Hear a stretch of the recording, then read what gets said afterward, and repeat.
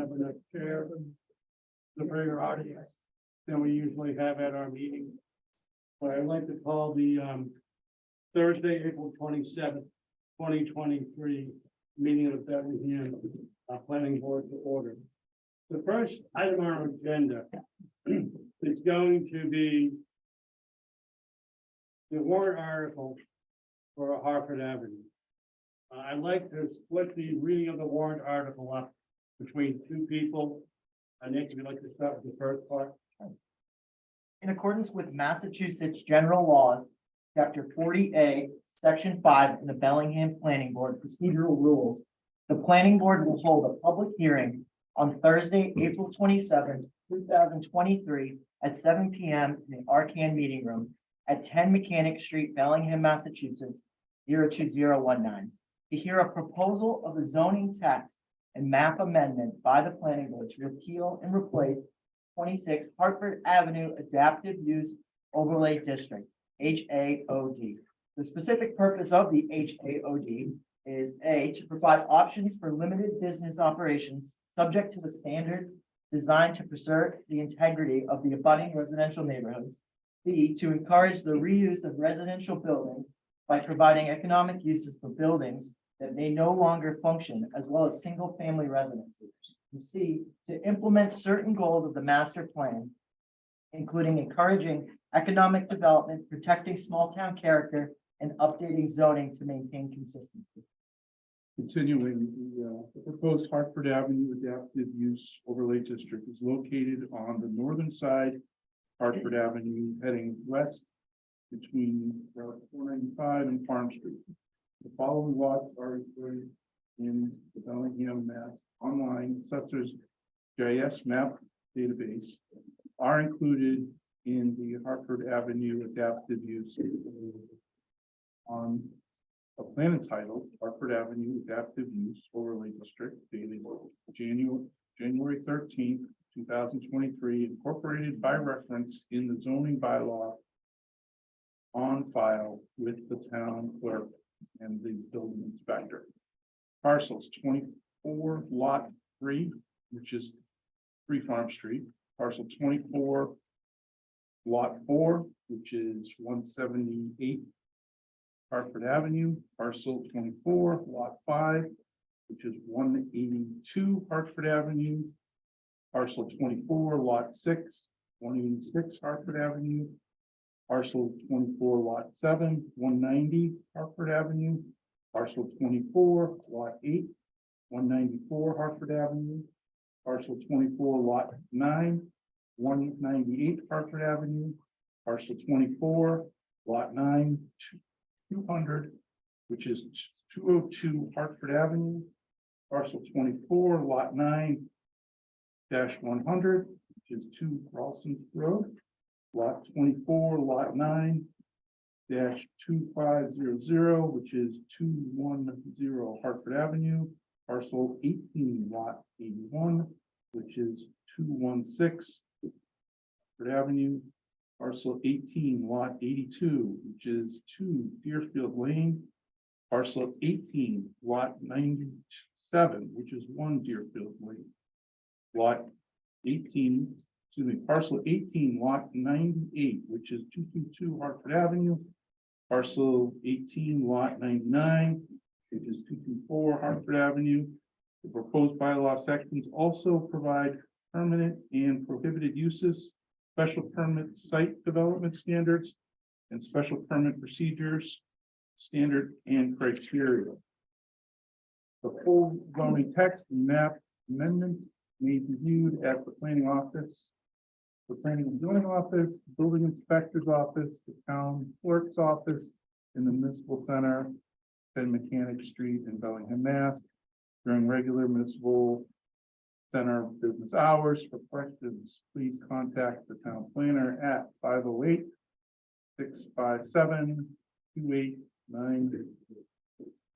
Could we ask for a motion to Thank open? you. We will need a motion to open the public hearing. So Second. for a second. Any discussion? All in favor of opening the public hearing, please signify by saying aye. Aye. Bill O'Connell says aye. Bill, aye. Nick, aye. That motion passes unanimously. At this point, what I'd like to do, we had a subcommittee of which I was chair. I don't think it's appropriate for me to present something to the board. So I've asked two other members of the subcommittee to make the presentation. Liz and Rob will be doing the presentation. One point of clarification before we begin the presentation. I just think everybody that's present here should also know that the purpose of this meeting is for the board to simply make a recommendation to the Board of Selectmen town meeting. So we tonight cannot make an action on this. It's a recommendation. If you really would like your voice to be heard for your vote, that's where you need to go to the town meeting. The board tonight is simply taking the presentation and making a recommendation. And that's it. So tonight will not determine if it passes, if it fails. It's a recommendation.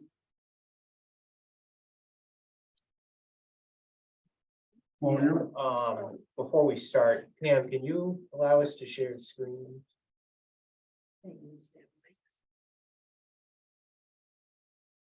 When you're waiting on that, as representatives of the Hartford Avenue Adaptive Use Overlay District Subcommittee, I want to thank the board for having us here tonight. This is a culmination of a lot of hard work from many people. As Bill mentioned, I'm Liz Rifflet. I live on Deer Run, former planning board member and current zoning board member.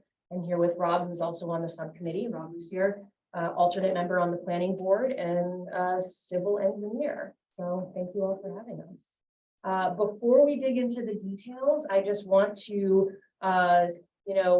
shout out a special thanks to our dedicated committee volunteers. So Bill O'Connell, Deb Dino, myself, Rob, Paul Vicario, Karen Leducer, Dennis Frayne, Beth Cornell Smith, Michael Connor, Jim Kupfer, and Amy Sutherland. Again, I want to echo those thanks. We started meeting, I believe, in November. We had at least 2 meetings a month. So a lot of effort has been put into it. So, sorry, go ahead, Bill. Okay. All right. So good evening, everyone. So just a little bit of background on how we actually got here tonight. As you're all most likely aware, Hartford Ave is a pretty well-traveled corridor. There's multiple plazas, restaurants with or without drive-throughs, gas stations, as well as the I-495 interchange, which is right on Hartford Ave. On the northern side of Hartford Ave is all residentially zoned parcels. There's a residential neighborhood, which on this zoning map, you can see in it's the light shade of orange. Back in 2013, I believe, the town voted to create an adaptive use overlay district for 15 parcels that have frontage along Hartford Ave. And basically this is to keep the residential zone, the underlying zone in place, but allowed options for the property owners to do more than just have single family residential houses, to be a little bit more in line with uses that would be better suited for being right on Hartford Ave. So as far as the existing overlay goes, it allows limited business uses, but it will only allow you to take advantage of those uses within the current residential structures. And because there's not a whole lot of options as far as development goes, because you have to utilize those existing structures, there's a streamlined permitting process that's also in place. So typically, because this does require a special permit currently, typically in the town of Bellingham, when you have a special permit in front of the planning board, it requires certain items such as architectural renderings, site plans, lighting and landscape plans. Because this overlay primarily just allows the use of an existing structure to lessen the burden on a potential applicant, which would most likely be a small business, they wanted to kind of leave those out and allow, really a much more simple application package to save the applicant time and money. And the whole point of this is to allow uses along Hartford Ave and also protect the integrity, the community character for the residential neighborhood that's located behind the parcel. Actually, let's go back for 1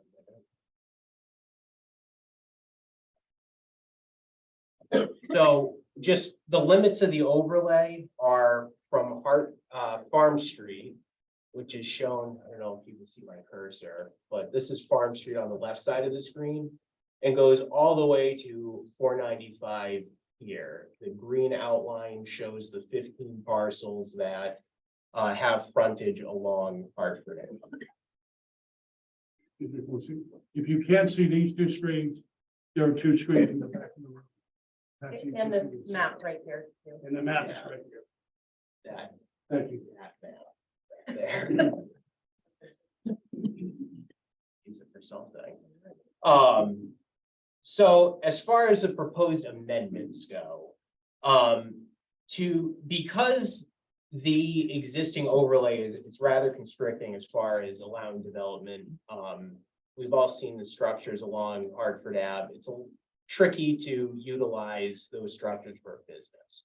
So what we're proposing is basically to allow slightly more business uses, and you're not required to use the existing structures. You can reuse them if you would like, but you don't have to.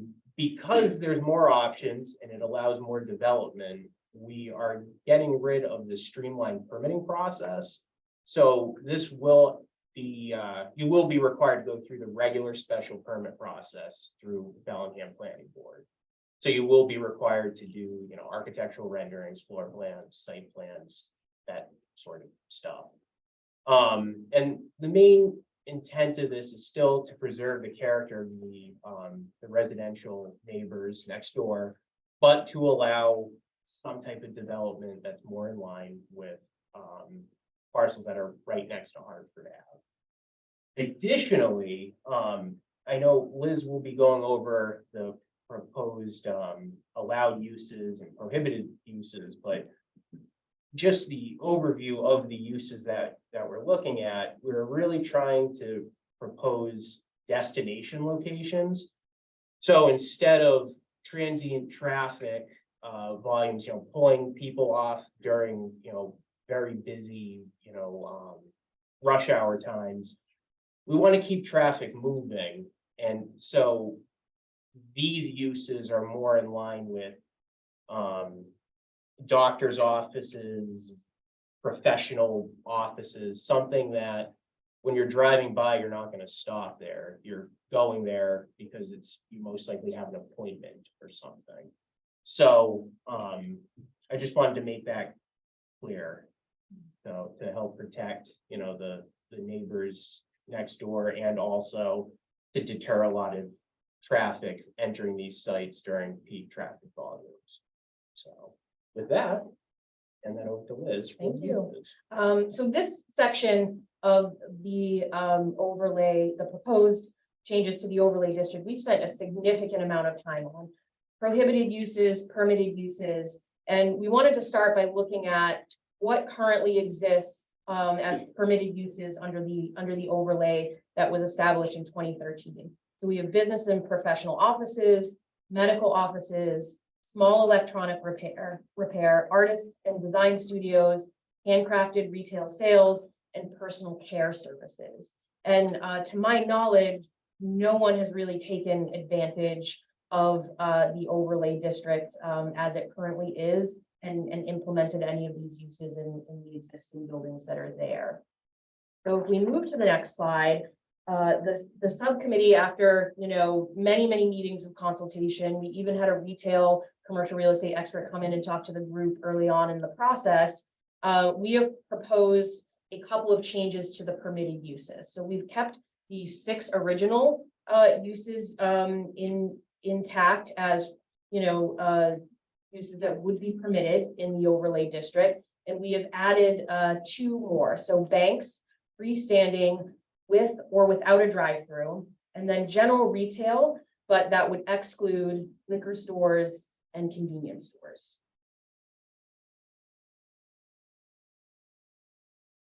So the prohibited uses, definitely a section of this process that we really spent a lot of time on and discussion as a group.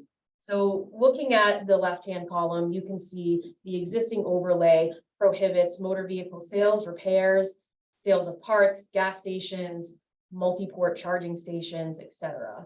It also prohibits manufacturing, industrial use, drive-through windows, exterior storage of equipment, materials, food services, repair shops for large equipment, machinery, etc., and general retail. So we are proposing to keep the majority of these prohibited uses as part of the new overlay, although we've reimagined the general retail section a little bit, as we saw in the previous slide. So we've also chose to add several more potential prohibited uses in our proposed new overlay. So on the right-hand column, these would be additional prohibited uses: drive-through windows except associated with a bank, non-bank loan or check cashing operations, off-street parking, exterior fleet storage, and as we mentioned, retail sales for liquor and convenience stores. So with that, we want to open it up to questions from the board. So what is excluded is, so there's certain items that from the pre-existing overlay will go away and some will be added, right? For, go ahead. Sure. So on the left-hand column, we're actually keeping everything. General retail was just re-examined, and then we're adding the 5 or 6 items on the right-hand column. So everything on the slide will be prohibited, but we've added in some ability to do general retail outside of liquor sales and convenience stores. General retail is prohibited, but is general retail sales still? General retail will be allowed outside of liquor sales and convenience stores. The way it was written in the warrant article is, this was actually, I believe it was the recommendation from town council. So if you look at the article for permitted uses, general retail is not listed in permitted uses. In prohibited uses, general retail associated with liquor and convenience stores is listed in the prohibited uses. So that's how it was written. What is general retail? And I mean, there's a definition. What is? There, I'm sure there's. Clothing store, Yeah. Or, you know, yeah, it's, what was that? Yeah. the Gap. Sure, I doubt the Gap would be expanding into this location, but that would be an example. Yeah. You envision small retail stores. Yeah, a gift shop, pet store, potentially. But like a Starbucks window there. No, food services are not Service allowed. is not allowed.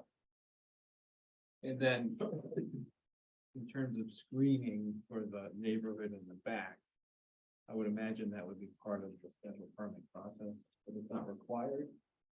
No, so actually, the special permit, the way that this warrant article is written is actually kind of interesting. So the way it's written, you're required to go through the special permit process as far as, you know, your filing application, all that stuff.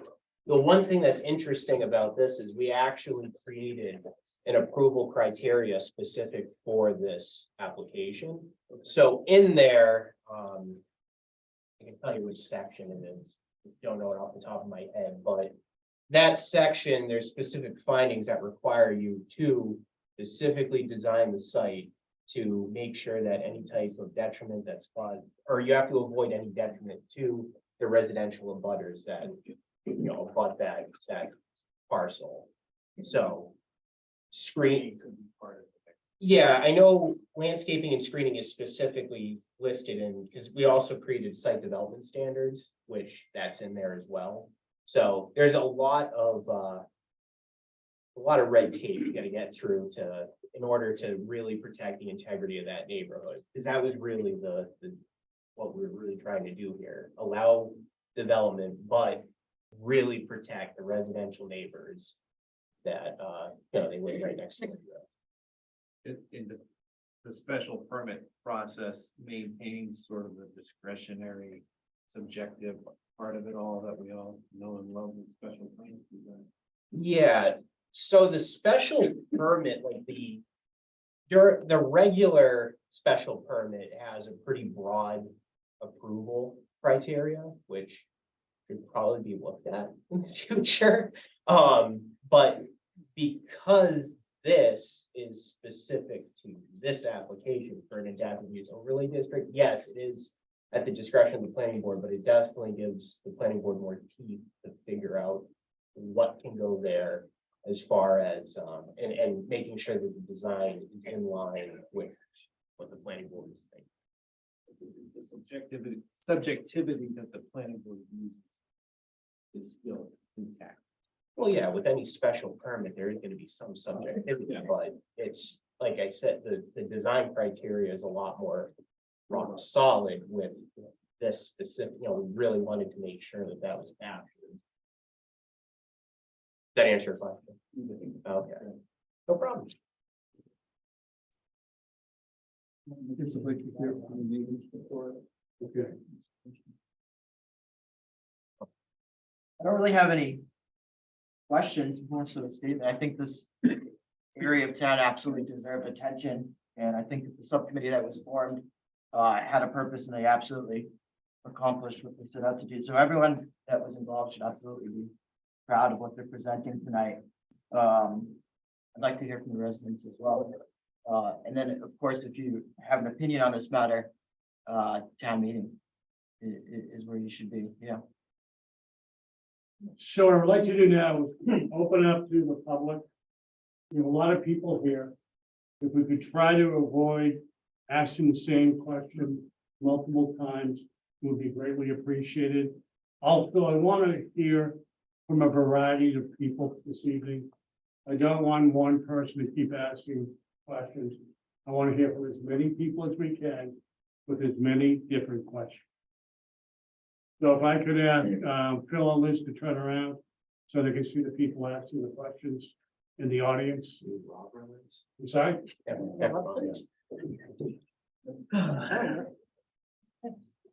gonna have my back to people who have. Who would like to go first? Everyone? Like that? Nick, I live on Lawson Road.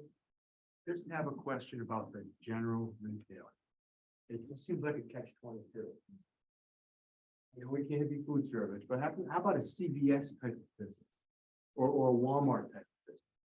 We don't anticipate that coming, well, they can answer. Yeah. But CVS and Walmart can go there because they do put things on areas like that.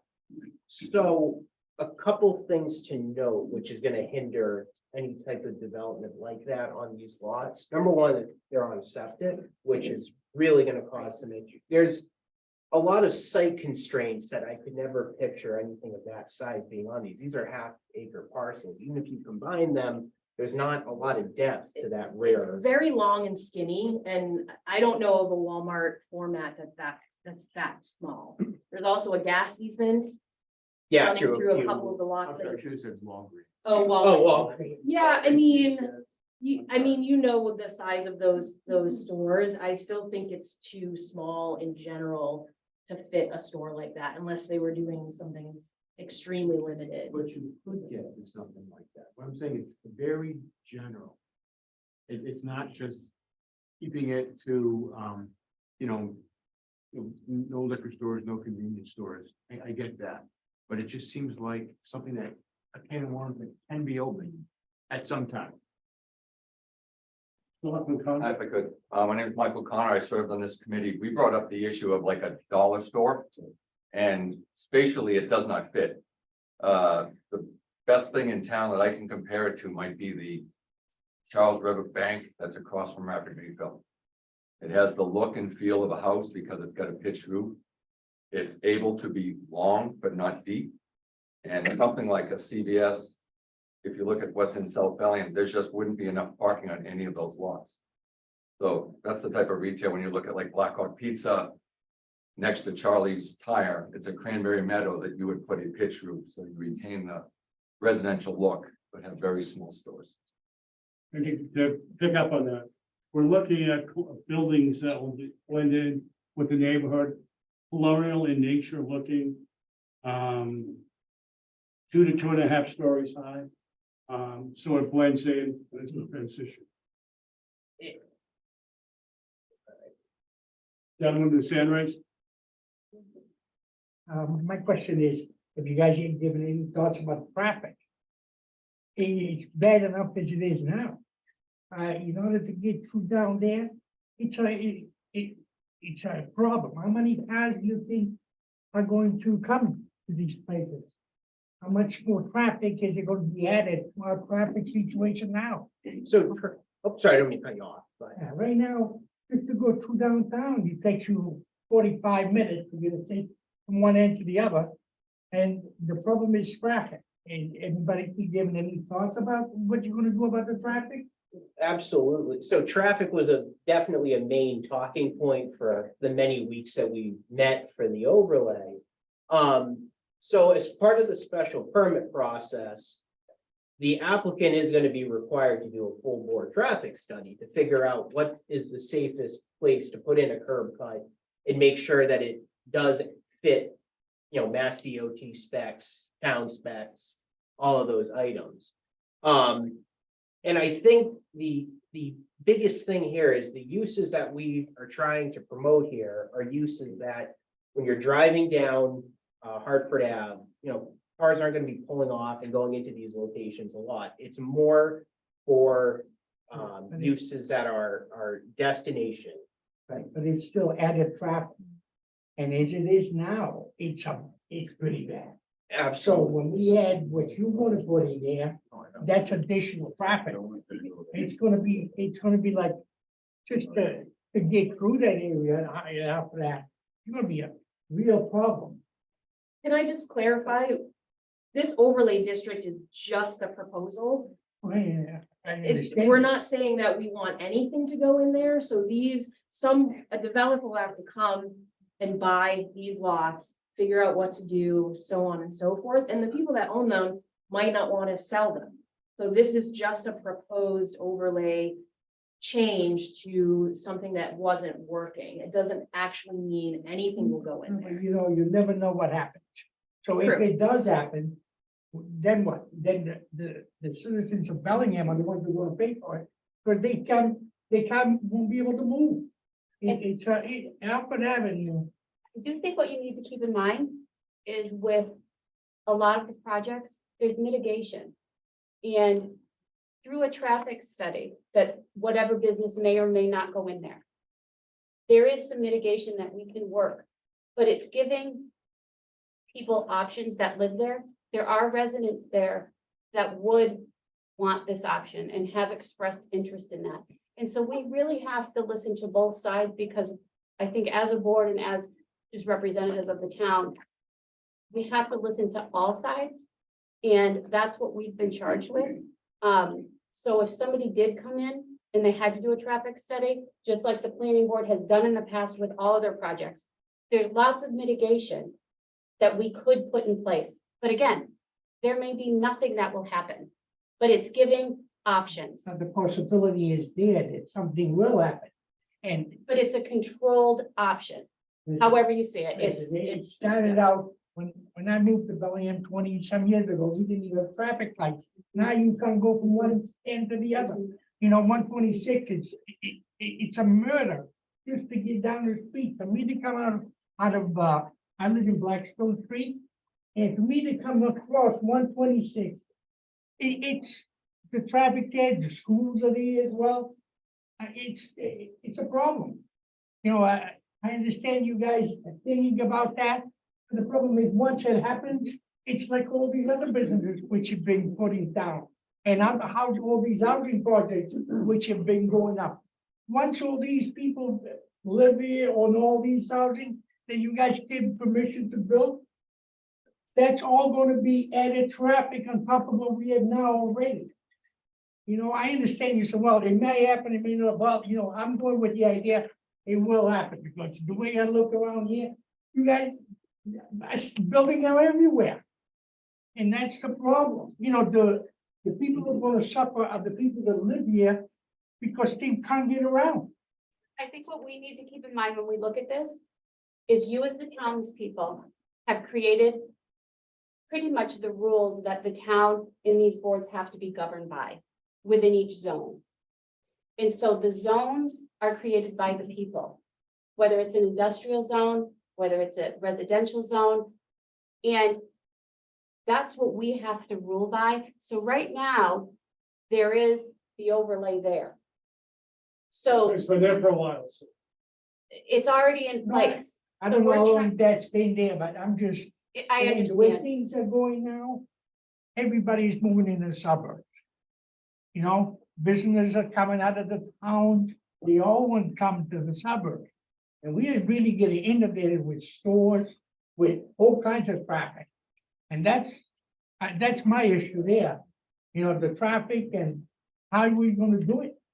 You're gonna enlarge the road, make it a 2-lane going down? Yeah. You're gonna, you know what I mean? Make it a loop. Yeah, And So just, I like to call the gentleman in the back was Henry. Thank you, Gary Reich at Roberta Lane. Just a couple quick questions in regard to the proposed overlay. Has consideration been taken since the state has made a commitment to widen in Hartford and make those lots be compliant within the zone? Or will they be non-compliant lots due to their size, the reduction in their size? So you're, for the land taking you're talking about? Yes. Well, I mean, we have taken consideration into the fact that there will be improvements to the traffic patterns, but as far as the lots being existing non-conforming, you know, at this point, it's kind of a moot point because what's going on here is, you know, if a developer wants to come in and build on the lots, they're gonna have to look into that to make sure that they're in conformance or not. That's not really up to us. In their existing state. In their existing state. The state has committed and has made promises to widen Hartford Ave and the 495 interchange. They will take some of that land that goes into that zone, which will shorten the distance from the road to that residential area.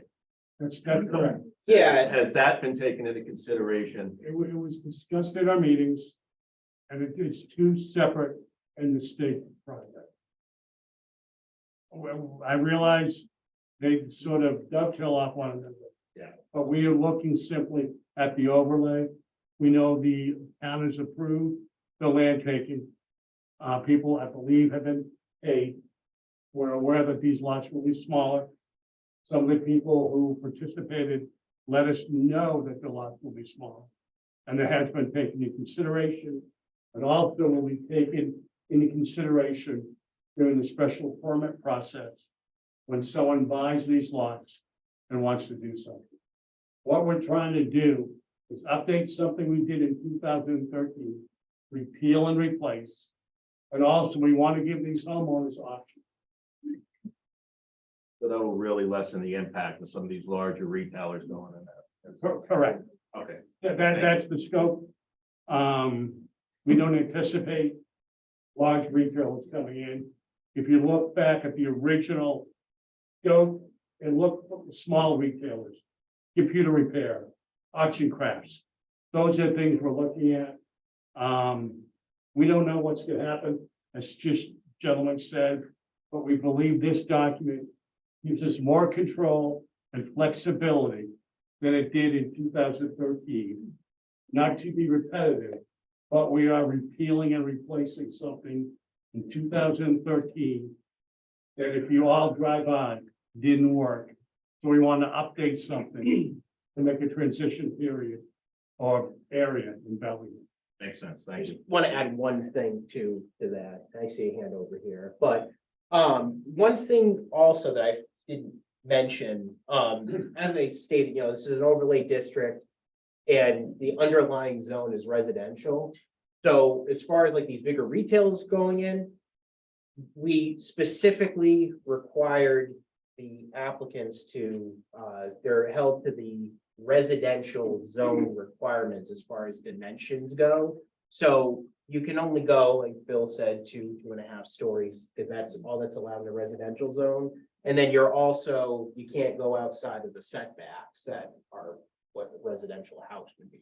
The setbacks, you have required parking by state Exactly. regulations with ADA, Yeah. so you're limited. So, and by the time you have your parking, stormwater, septic, all your utilities, there's really not a whole lot of room to put something monstrous on these lots. So, Gentleman over here with his hand raised. Yeah, my name is Doug Demerit. I live at 9 Rossin Road. I think I'm the second person that abuts that's been able to talk, so. So all we're doing is basically allowing the permit to be changed slightly, or the zoning to be changed slightly, so if some developer wanted to come in and kind of change the structure, they could. Obviously, I don't even know how we get a retail sale store there, so I think it's kind of unnecessary, because if you put anything, you sell something, it becomes a convenience store in that area. Because someone will be jumping in and out. So if someone sells soda, that can be a convenience store. yeah, So it doesn't seem like that, I don't know how. That's correct. Well, thing, but for the most part, all we're doing is basically changing the zoning so a developer or a business owner can maybe change the structure to something that's more suited within the dimensions of the neighborhoods. Yes. You know, we have, I've been here 9 years, I always speak my mind. Yeah. We saw what happened last year. And, I think those 3 houses, I'm sorry, I think their time has come. And we'd like to put something better there, that better represents the town of Bellingham than those houses are there. Well, I understand. And if you think about all those zones, that gentleman in his various corporations owns 5 of them, right? Something like that. I'm not sure the exact numbers. So whatever that percentage is, that, 25% of that initial thing. Yes, And he has to build his son a gas station. But that's The fine. gas station strip, you know, But I also want to, I also want to give the people that live in that area the opportunity to turn their property into somebody that might want to turn it into something that's usable. that's our goal. And I think just to punctuate the point, we're not changing the underlying zoning. Yeah. It's just the overlay district. So getting, obviously, I think we're getting off topic on some of the concerns. Right. For This, this, it sits on top of what is there right now. traffic isn't getting any better anyways. We're aware of that. Anyone else? Yeah, Ken Hamway, Weathersfield Road. Just a quick question, do we know when the state is going to begin a road widening project?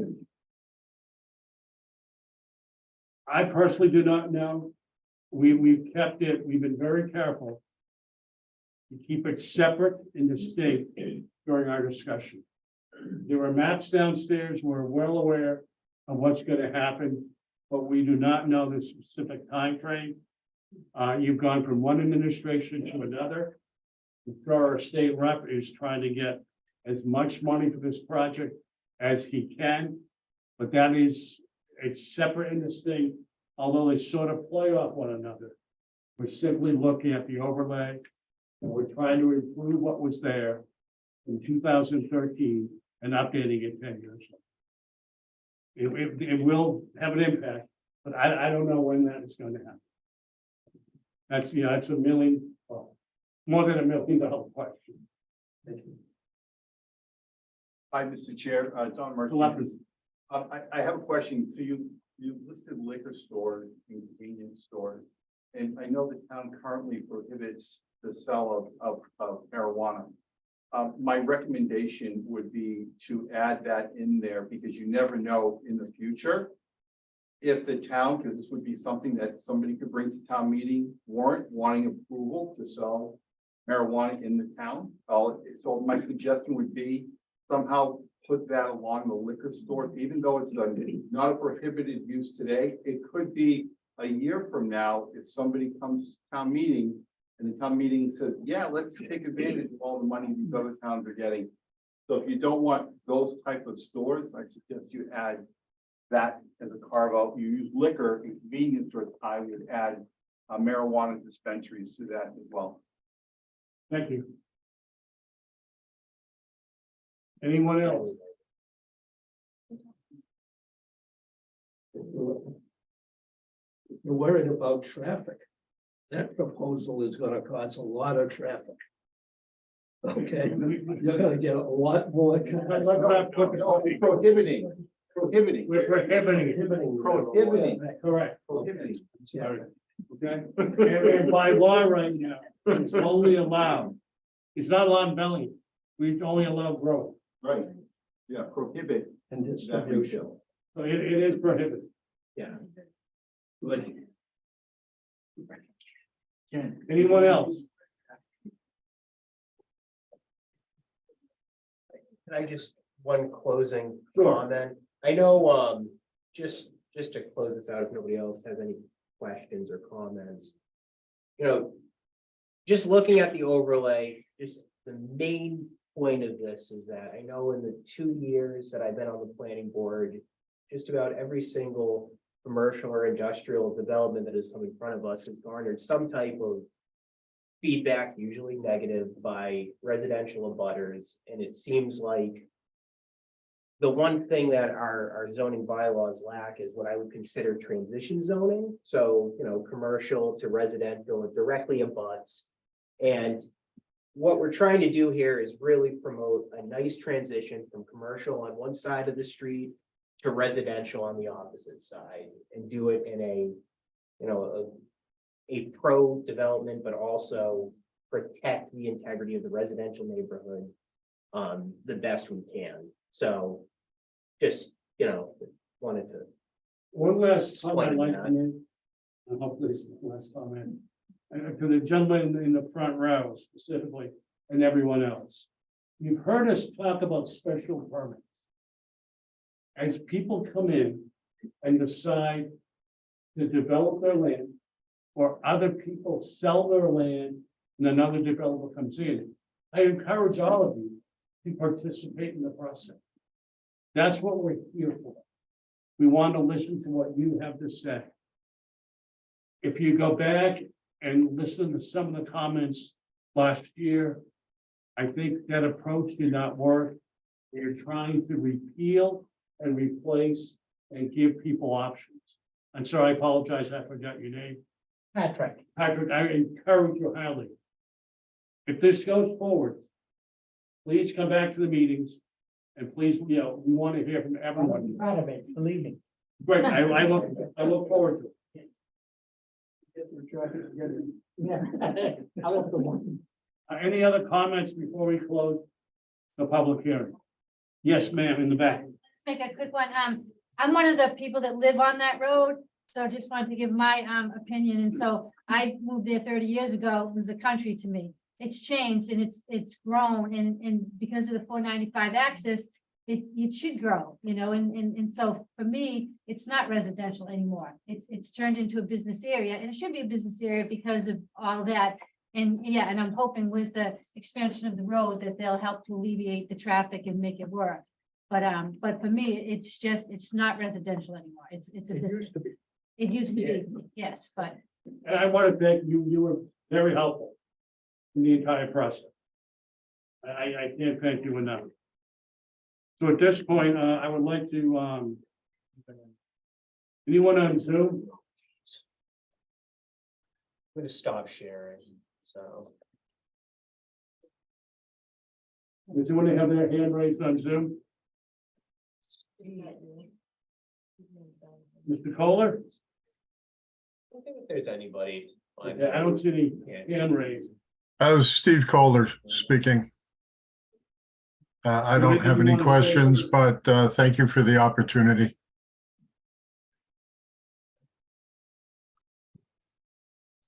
Then I would entertain a motion to close it for the public hearing. Do I have a second? I'll let the roll, all in favor closing the public hearing. Dennis, Aye. Bill O'Connell says aye. So I. Nick, aye. So at this point, I would entertain a motion to move forward on this. What is your recommendation? It's either to recommend or to not recommend. What, do I have a second? Second, Nick. Okay, and we have a second by Nick. Motion made by Brian to recommend the Hartford Adelaide Adaptive Overuse District. Call for the vote. Dennis, aye. Bill O'Connell says aye. Still aye.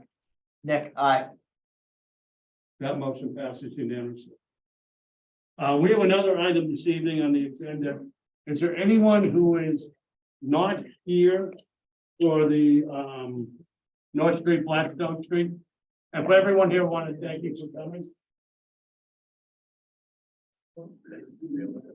I figured you'd be there. I live there. I know, sir.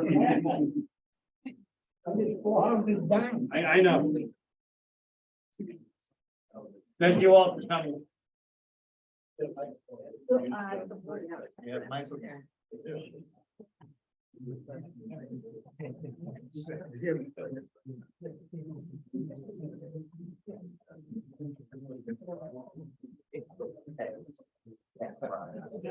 Thank you, good job.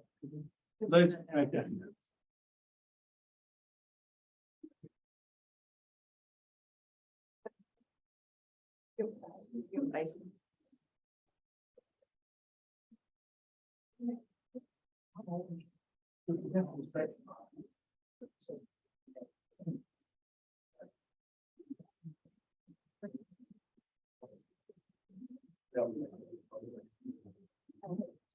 There are a few people standing.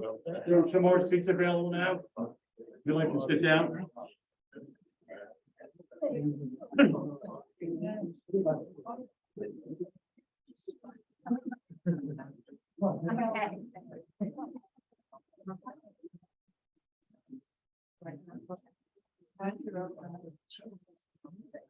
I don't. You wanted to come.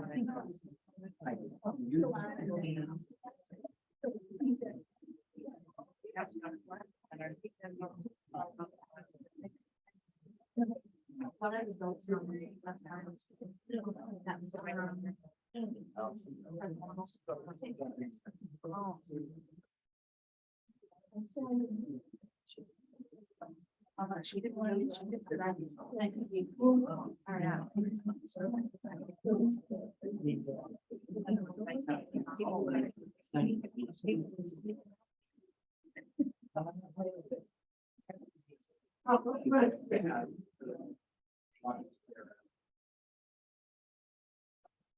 I'm gonna wait a moment till the lobby clears out and quiets down.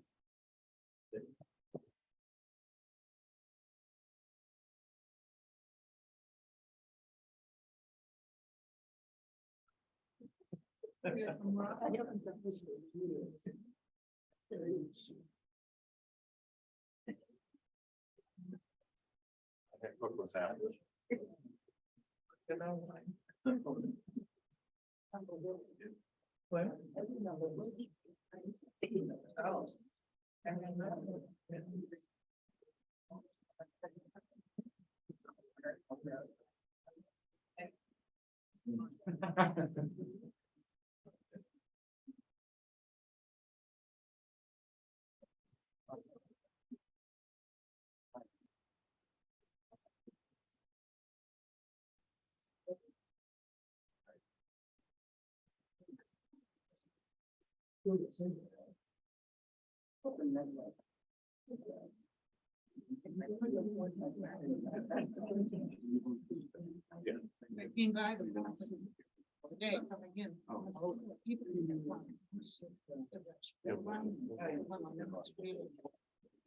I'd like to bring the meeting back to order. The next item this evening is a continued public hearing on North and Blackstone Street. As you're aware, the applicant, Raven Homes Incorporated, and Raven Homes proposed to construct 12 triplex units on Northstone, Blackstone Street in Bellingham. And they were here, about a month ago in front of us. Do you have any additional information you want to present to us this evening? Yes, sir. Yep, and thank you, Mr. Chairman. My name is Brian Falk. I'm an attorney at Myrick O'Connell in Worcester. I'm also a Milford resident. Excuse me. Yes, go ahead. A point of clarification, okay? My last name's O'Connell, there's None, nothing no, associated with the law firm in Worcester. no. Although I know them well. There's no association. Thank you. And here with our engineers from Gary and Holland, Amanda Cavalieri and Will Hassett. I just joined the team. I'm here to support the applicant and our engineers. As you mentioned, we had our first public hearing session on February 9th. Received comments and questions from members of the public and from the board. We're taking those into account. I was going to have Amanda do a brief presentation on some of the things that we wanted to bring to your attention based on the comments that we received at the last meeting. And then hopefully we can move forward with you in terms of talking about the future phases of the public hearing process.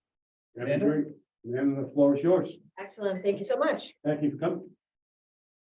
Okay, so we wanted to give you an overview. As you know, there's been no new submittal information provided to the board. Other than we've resubmitted the presentation plans that we had at the last hearing, just in case people couldn't see them when we were on Zoom. So now that they can be brought up, which we'll bring up shortly.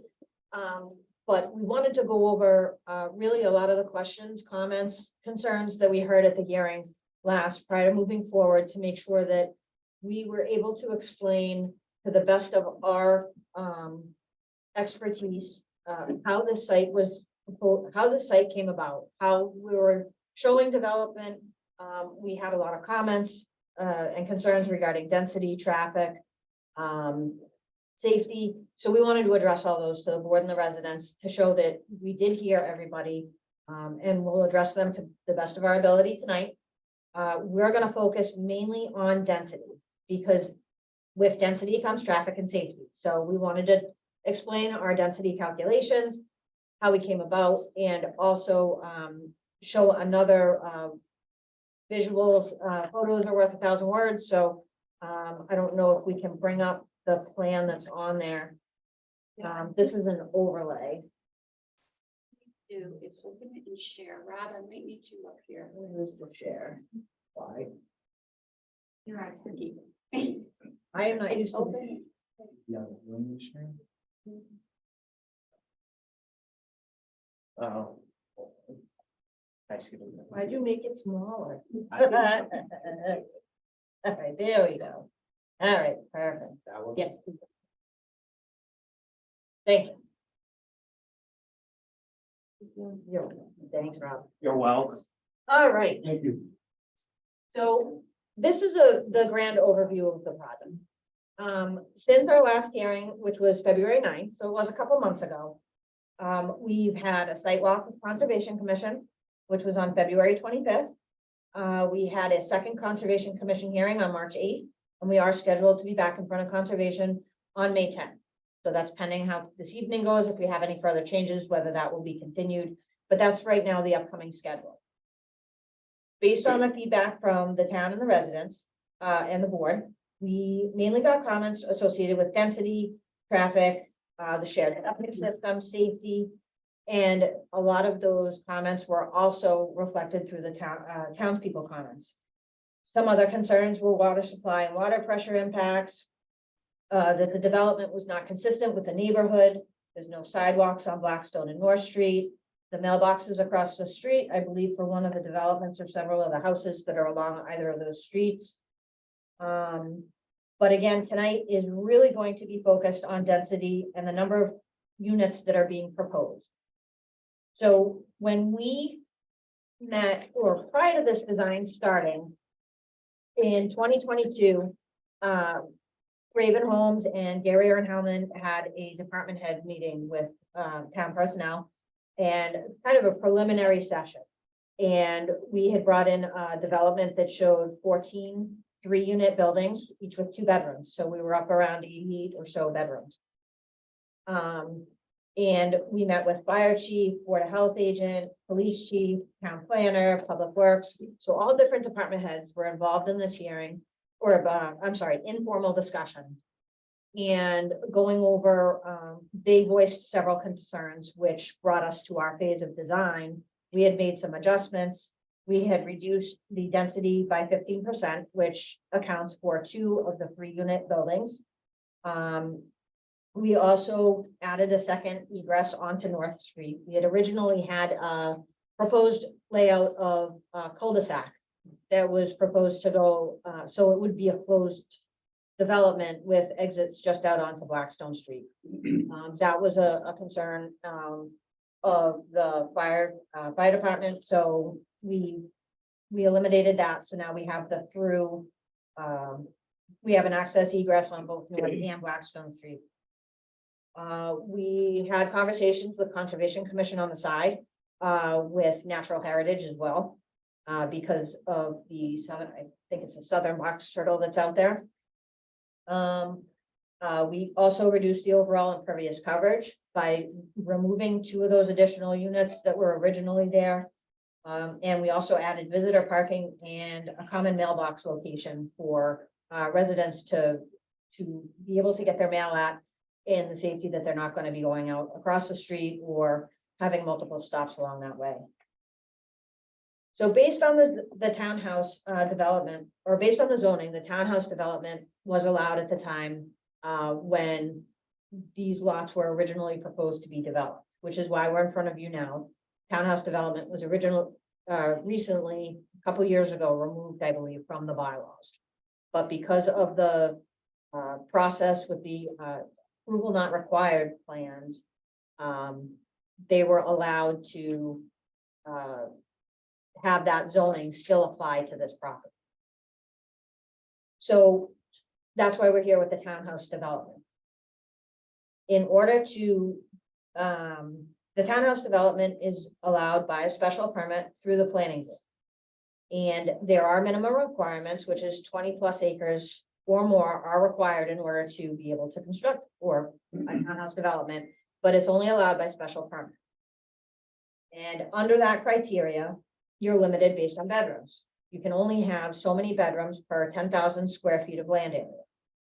So based on that, there, with a 20.84 acre site and the 10,000 square foot per bedroom requirement in the zoning,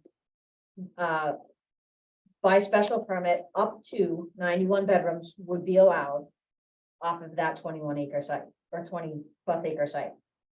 The applicant's chosen to do 12 3-unit, 2-bedroom units out there for a total of 72 bedrooms, which is 20% less than what would come across as a calculation for the 20+ acres. Out of this site that you can see up in front of you, about 8.1, just under 8.2 acres is proposed to be developed, which you can see a good portion of the site is already, lack of trees. And this area that's to the north is part of this site currently. It's this whole parcel that's outlined in red is owned by the applicant, 20.84 acres. If the project is approved and allowed, based on the coordination with Conservation Commission, Natural Heritage, and the different permits that are required in order to develop this parcel, because it is within a natural heritage area, that 12.66, which is this area to the north of the yellow line and to the east of the yellow line over here, that will be remain undeveloped and turned over to the town of Bellingham. Now will remain a conservation restriction area and will not be developed. So that is part of the agreement through the through Natural Heritage and development for the site. Some of the other questions that we received were based on the special permit criteria, that this development does not fit within the neighborhood, that this does not meet special permit criteria. So our job as engineers and working with the attorney and working with the applicant. We reviewed the zoning bylaws again and wanted to make sure that the understanding is that this wasn't just, this isn't based on number of units and the more money for the number of units. This was based on, seeing what the housing needs are for the town of Bellingham. And the special permit criteria decisions for this type of townhouse development are to be based on several different criteria, which include municipal costs and revenues, effects on the range of available housing choices, service to identify housing needs, service to current Bellingham residents, support for local business activity and jobs, impact on the natural environment, especially on ground and surface water quality level, impacts on traffic, safety and congestion, adequacy of water service and the need for school facilities, and impacts on the visual environment through preservation or displacement of visual assets and consistency with the existing development. So that's what we've based our density calculations. That's how we've reviewed this development, the layout, the number of units, and looked at what the town of Bellingham needs. In that process, we went to the 2019 Town of Bellingham Housing Production Plan. And we also went and reviewed in great depth, the 2020 Master Plan and looked at the housing needs and requirements for the town of Bellingham, which again is why we feel the townhouse development is a good option based on these plans that were prepared not only by the town of Bellingham personnel, but also the residents of the town. These were created by the people and by the board members. So going through those, some items that had come up, and I'm not going to bore you with all the fine-tuned details, but some of the things that are in there when considering the housing is, it was noted in the 2019 Housing Production Plan that there's limited housing options for young adults, individuals living alone, small households, or seniors wishing to downsize or reduce the burden of maintaining their homes. There's also been housing needs is needed to support the Bellingham residents and businesses. In these areas here, you can see that this area is, there's not a whole lot of 1 to 2 bedroom developments within the town of Bellingham. Not that are on record, not that are within the 2020. Now, we didn't go to the assessor's offices. We didn't do that extensive research. We're basing it off of these publicized documents that the town has for future planning efforts and increase the housing for, which appears from those plans that are from 2020 to 2025, appears to be lacking in those areas. Some of the other areas that we are looking at is, or some of the other criteria are associated with impacts for the natural and environment, and especially on ground and surface water quality levels. Some of our development is really geared towards, we have a large parcel of land and we do not want to develop the whole parcel. There is protection for the natural heritage species that are out there that we're proposing, and we are working closely, and it's a separate, that's a conservation issue. But as part of that process, these pieces of land are allowed to be developed with these permits in place that determine that there is a net benefit if you are going to take a species and the way this project is set up. Again, conservation issue, but just to give you a brief overview that this has been thoroughly looked at, and we are working with the different departments and agencies within the town, state, local, state, and federal on all different levels. As part of the townhouse development goes, again, there's areas within the town that are noted in these housing plans that developers are indirectly affected by the traffic concerns.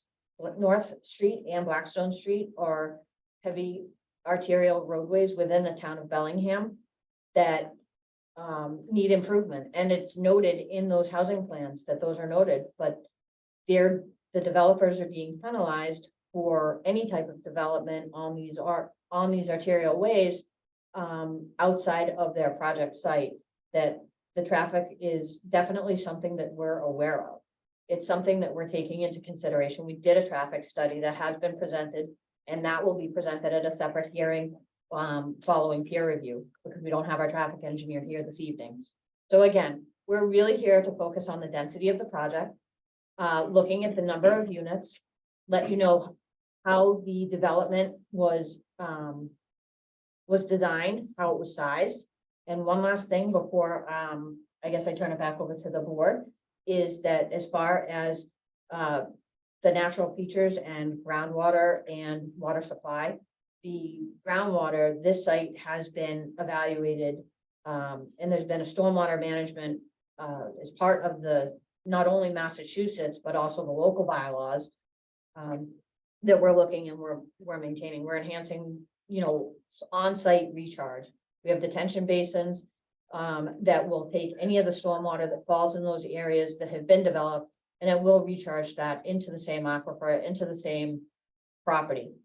We do have our stormwater designer here, Michael Hassett from our company, from Gary and Howland, that if any questions do come up with stormwater, happy to have him address those as to the best of his ability this evening. But we did want to mention that we've taken a lot of the site characteristics as well as the decision criteria, and trying to make our best efforts to meet all of those and show you that this development, we believe, does fit in this area based on the size. And as you can see, the closest, there are residents abutting, which I know are here tonight. I did see a few faces, familiar faces that were here the last time. And we did hear you.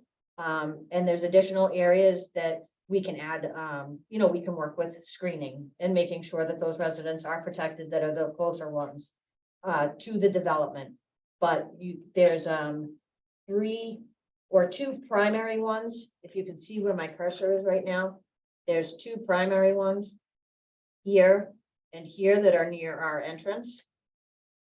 And then this next one to the right of that one is undeveloped. Not to say that it won't be in the future. And then there are a couple houses down here, and then there's the buffer. So there's several residents that are abutting the property, but we would work with them to develop some screening, additional screening if needed. And the other thing to note is that this site, the area that has been defined here by that yellow line, is there are no wetlands on this parcel that's being portioned off. The major wetland is over here in this area. And there's going to be construction mitigation requirements during that time to make sure that none of the existing species that are need to be protected are protected during construction as well. So I think that's pretty much my spiel, and happy to address any questions. I'd like to turn over the board first, before I do that. I'll be very frank. You gave us a lot of information. You spoke about density. You said you could have had 91 units, but you're down to 72. You could have had 14, but you're down to 12. You talked about hearing what the neighbors said.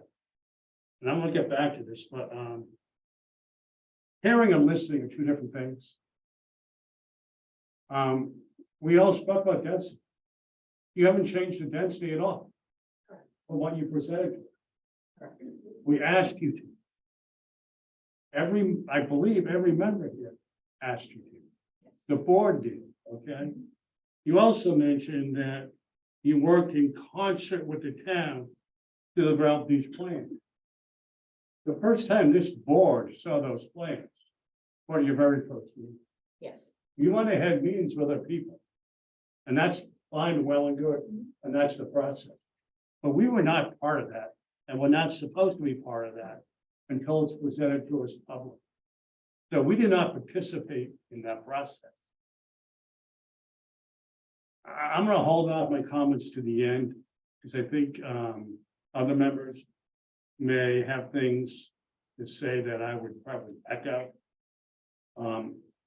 I want to get there, I don't want to get down in the weeds and talk about stormwater and traffic, because we're not there yet.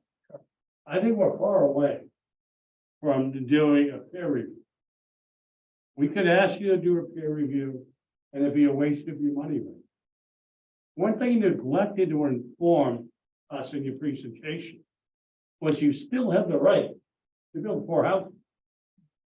Correct? Okay, that wasn't mentioned at all. But yeah, enough, I've said enough now. Rob? Alright. So,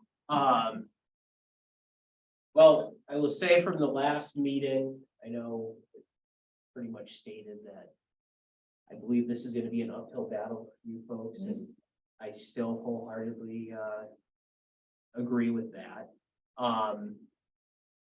You know, do you have your grading plan, Andy? Yes.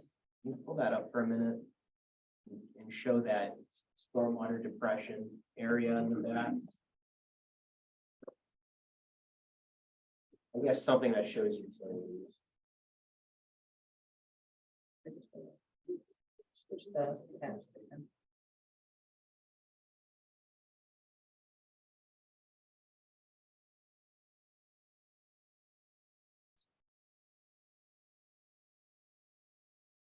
This one here? I think that will work. So not to get too far in the weeds, but just to echo some items that I brought up previously.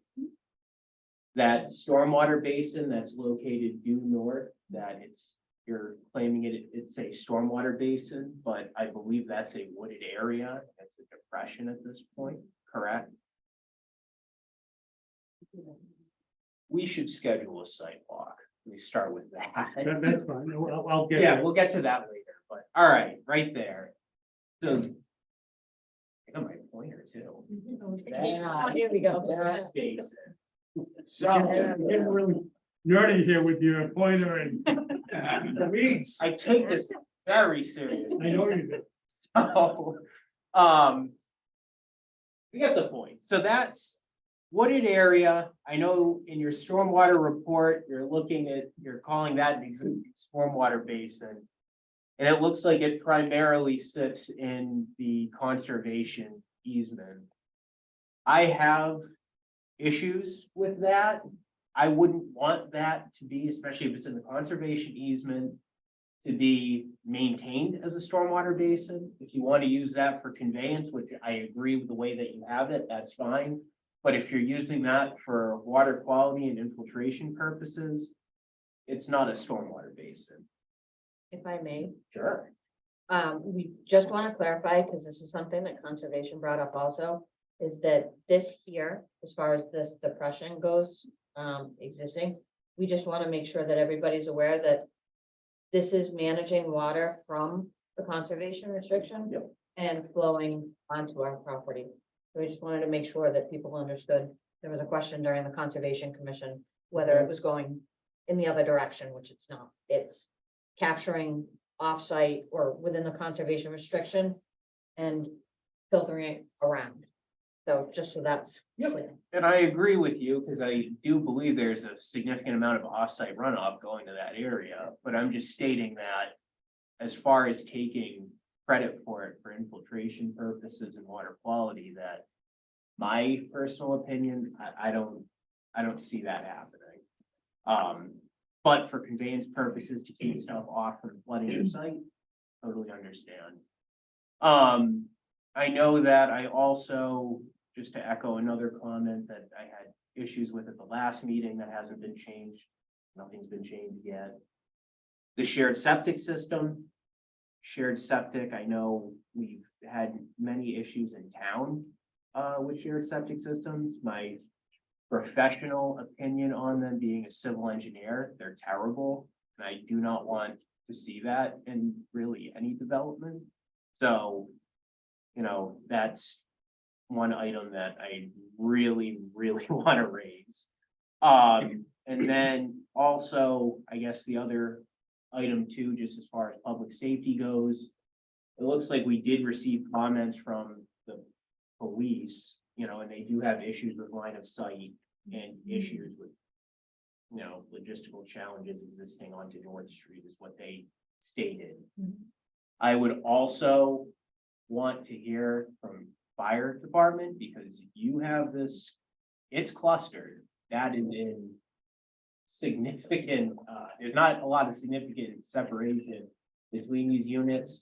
I am not a firefighter. I would never claim to be one. But that looks like an issue. And lastly, as far as the cluster goes, mainly, I know, I believe at the last meeting, I asked if town council weighed in on the density calculation. Had we received anything from town council? Can you explain that through? There's still two differences of opinions. I don't think it was ever finalized. Do you?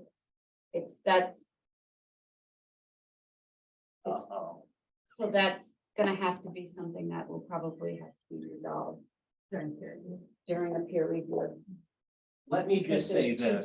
There's two different opinions on that. Understood. That's where it is right now. And I will just say this, take it or leave it. For a special permit, if you have town council and your council butting heads already on something, I think, you know, we need to look at some other options. That's all I would say. So, Yeah, in this area here, you plan on, if, no matter what you put here, whether you put houses or not, you plan on clear cutting this like the meadow down here, They're cutting this area? Right here, because I know this is all clear cut the anyway. existing It's all wooded metal. area, Yeah, so, it's all wooded now, correct? correct. yeah. You could have borrowed my laser. Yeah. There it is. Yes. Within the limits that we've shown, try to preserve the trees where we can around the back of the units. But just for grading purposes, Can you go back to the Egress? road? This road here, how much would you be widening this? Fire truck, you have to get a ladder truck down there. How's he gonna make that turn? that's 22 feet. Yeah, that And won't work. I'm not a fireman either. so this is our truck turning plan that we did. Yep.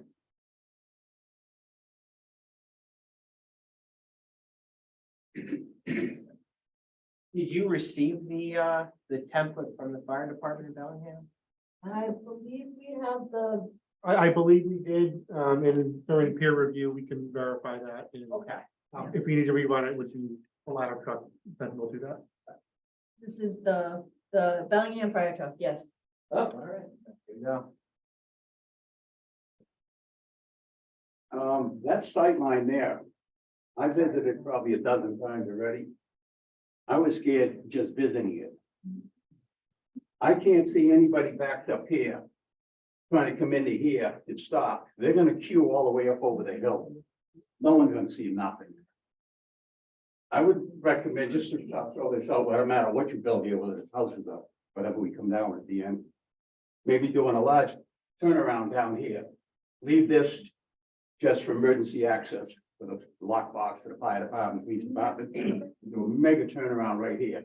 Eliminate some of this right here so that the fire department can use that to turn around it. But that sight line there is gonna be, it's a death trap now, just looking at it.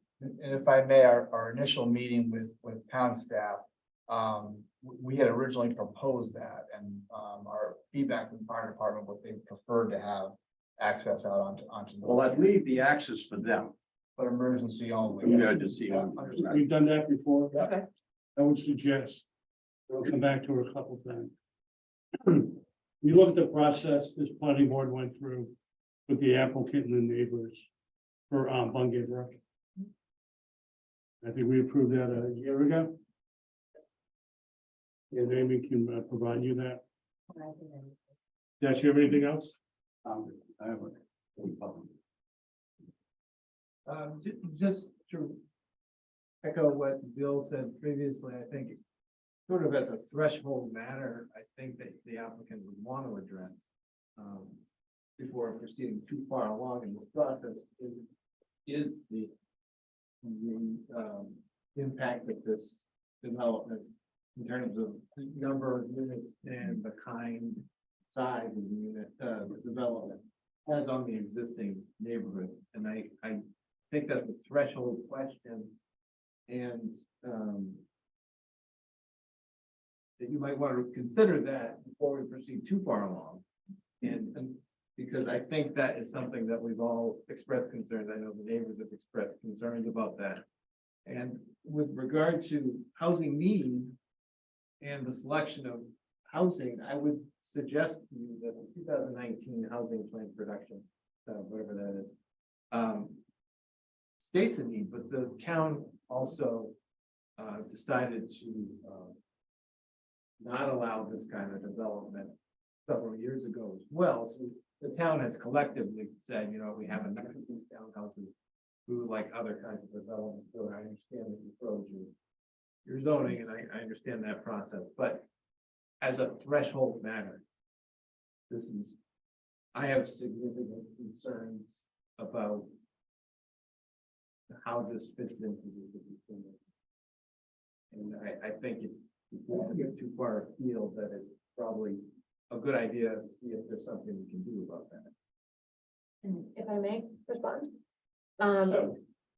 So the main point for tonight, and we understand that there's been no changes. We understand that the voice of concern was density.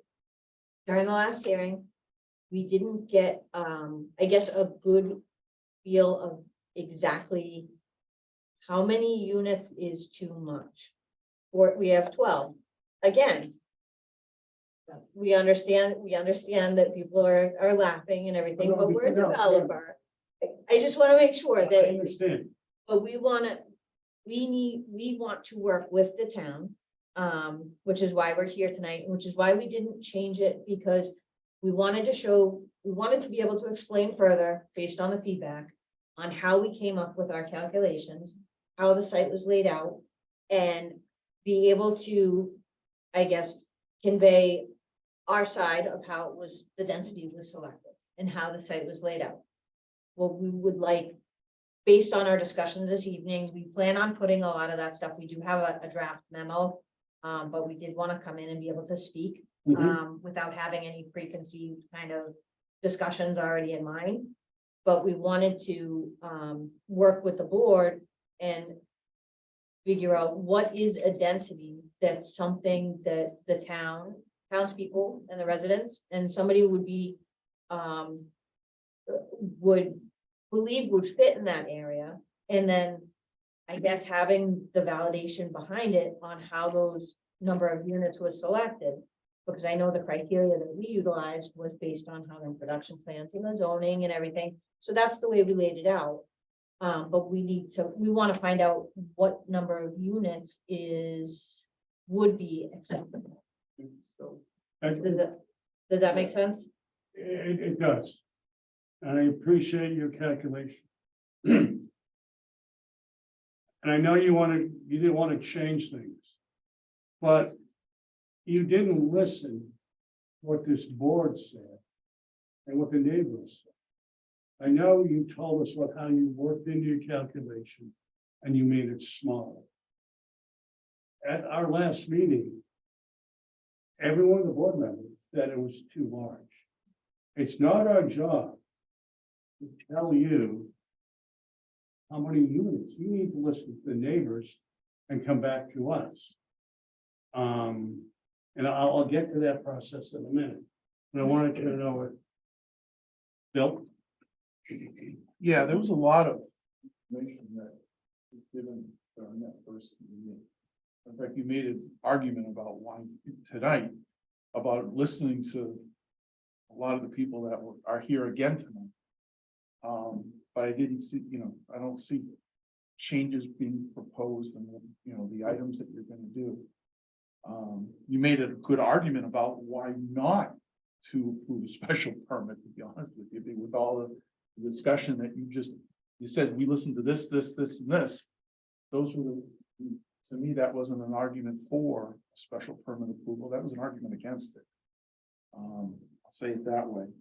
I have the same concerns that these guys have, the house choice, argument. I think there's been some things approved since the document that you read, Brooke was mentioned. There's the housing choice piece of that has changed since the document you read, so that argument, I think we need to update that, your discussion on that, because that's not applicable right now. The peer review, going to peer review and then coming back without a plan here, it just eats up your money. I'll say it that way. You don't want to do that either, but it needs to, you send it off to peer review and then come back and a bunch of things change and just keep going. I don't want to do that either. I think we talked about, this site. Couple numbers were saying didn't fit there. I don't think anything's really changed since last time. The traffic piece of it, the fire arguments here and everything else, the safety issues. I think those are all going to be played into this. We talked about the other detention basins and the concerns we had about being right on the street and all that stuff. Didn't hear any proposals on that. So I think this is just a repeat, a repeat of the same discussions that we had last time. I was hoping that you'd come back with, here's what we're doing differently. And it didn't happen. So anyway. I think a lot's been said.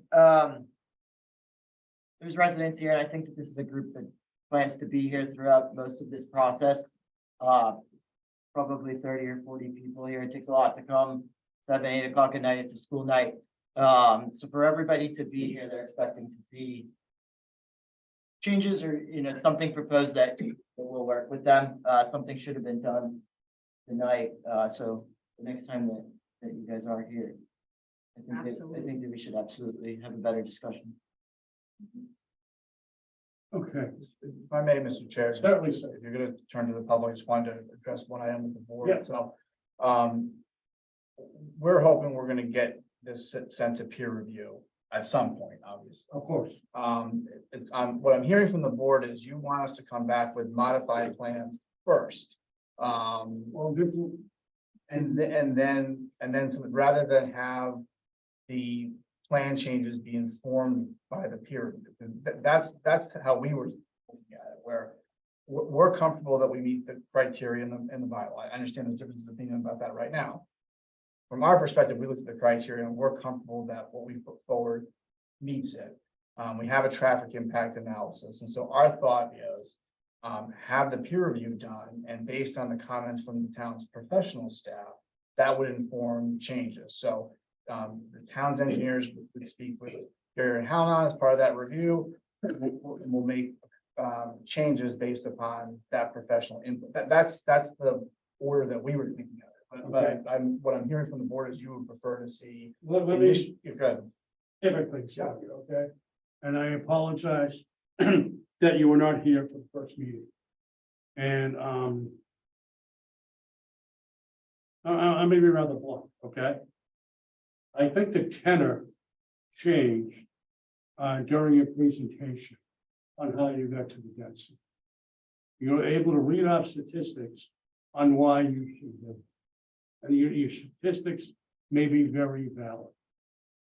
I also think you upped the stakes a little bit by having a lawyer sit next to you, which is you're right, but talking about how they want to do things. You're missing a big picture here. You haven't listened to the neighbors. You gave me these statistics. I'm sorry. I feel like you are. I get myself in trouble. I get myself in trouble a lot. you are making the position on why you should be able to do this in the event we say we don't want this. I'm gonna ask you a couple of things.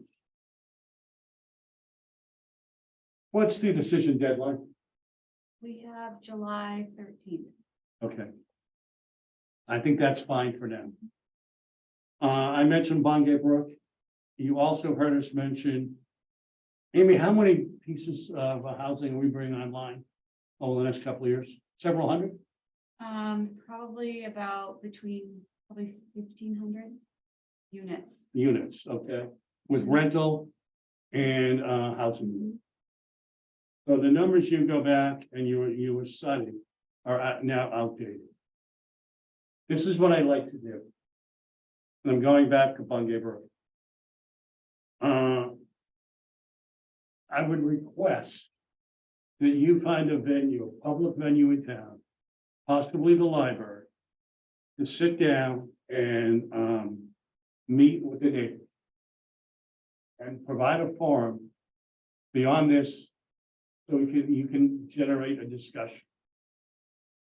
You told us what is acceptable to you and how you could have put more in, but you chose to downsize. We listened to the neighbors and you haven't come back with anything. You need to sit down in a public venue. I'm gonna propose that none of us be there, so the discussion can flow better.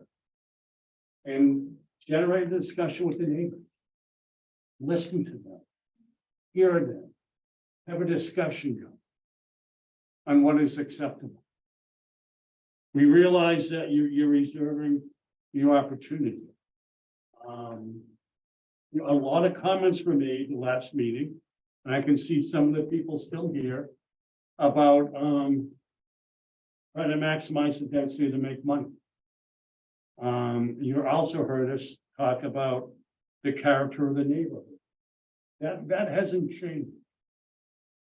So I'd like you to do that. We've also discussed, I would like you to prevent any cutting down of trees until we come to something. Sir, I know we're gonna get to a peer review, but if this is gonna change dramatically, I don't want to waste your money on the peer review. If these numbers are gonna change, or if they're not gonna change, then fine, we come back and do a peer review. But I feel like everything, and I know the reason I keep going back to your calculation. You didn't hear us and you didn't hear the news. Like we fell on deaf ears. And we want to move forward. In a collegial approach to get this done. If you were both at the previous meeting, we showed how we work with developers and neighbors to look at an overlay. This board is very willing to sit down and work with you and work with the neighbors, but it has to be a two-way street. And I don't see that. So what I'd like to do is, unless anyone else here is another comment, is open up to the public. And what I'd like to do is, like I said, the other meeting, try to keep it, the questions, I don't want the same question repeated every time. If there's a concern about a specific item, maybe we can ask how many people have that concern. And if it's a majority of people, that will be noted. I'd like to rotate who asks questions unless you've designated a spokesman. Is you have one person or two people that want to speak on your behalf? I have one thing to add, but I don't feel like I necessarily have to represent everyone. Okay, I appreciate the idea that we sit down with the developers and just really like share. I mean, I feel like we fully shared all of our thoughts and concerns. I don't think any of that is going to change. Would you guys agree with that? Right? However, the Conservation Commission requested that I attend the property walkthrough, and that was declined by the developer. okay, So my concern is I've already tried, and we've already all tried to have this conversation with the developer. They didn't allow me to attend the walkthrough as, a neighbor. and they come back with plans that have 0 changes. Okay, So I don't want to speak on everyone's behalf, but I feel like that might be kind of a waste of time. For that reason. Mr. Chairman, if I may. sure. So I've been on this board for several years and I've never had a walkthrough that we've done that the residents were excluded. I'll just state that for, that's what my expectations are as an individual. And that is it's within your rights. But I'll say that it certainly weighs in on the conversation. I think we need to also be clear just procedurally, and I can understand both sides of this. There's a liability issue. 100%, and you know, I have to put that out there because if we have the board there and all the abutters, it's a meeting, and so I don't want to speak for the developer, but I need the people to know that there is a line that can be crossed if we have Correct. the board there, the public there, the developer there. That's technically a meeting, and so, you know, many times they do say that people aren't allowed. It's just either strictly the board. You know, maybe you guys can come up with a time where you can do that, but then we wouldn't be included. So we can talk about that. Clear, it was one person. It was only me that was being requested by the Conservation Commission to attend. And had they asked me to sign, which they did not, a liability waiver, I would have taken that into consideration and signed it. But that was not, it was a simple no, and that was not even offered to me. So I just want to make that clear. It's not like we were all asking to go. I was representing the neighborhood and I was declined of that opportunity. And I think that's what you guys could maybe figure out during your neighborhood meeting. That's one thing Yes, we want to discuss. yes. Also, in regards to the walkthrough with conservation.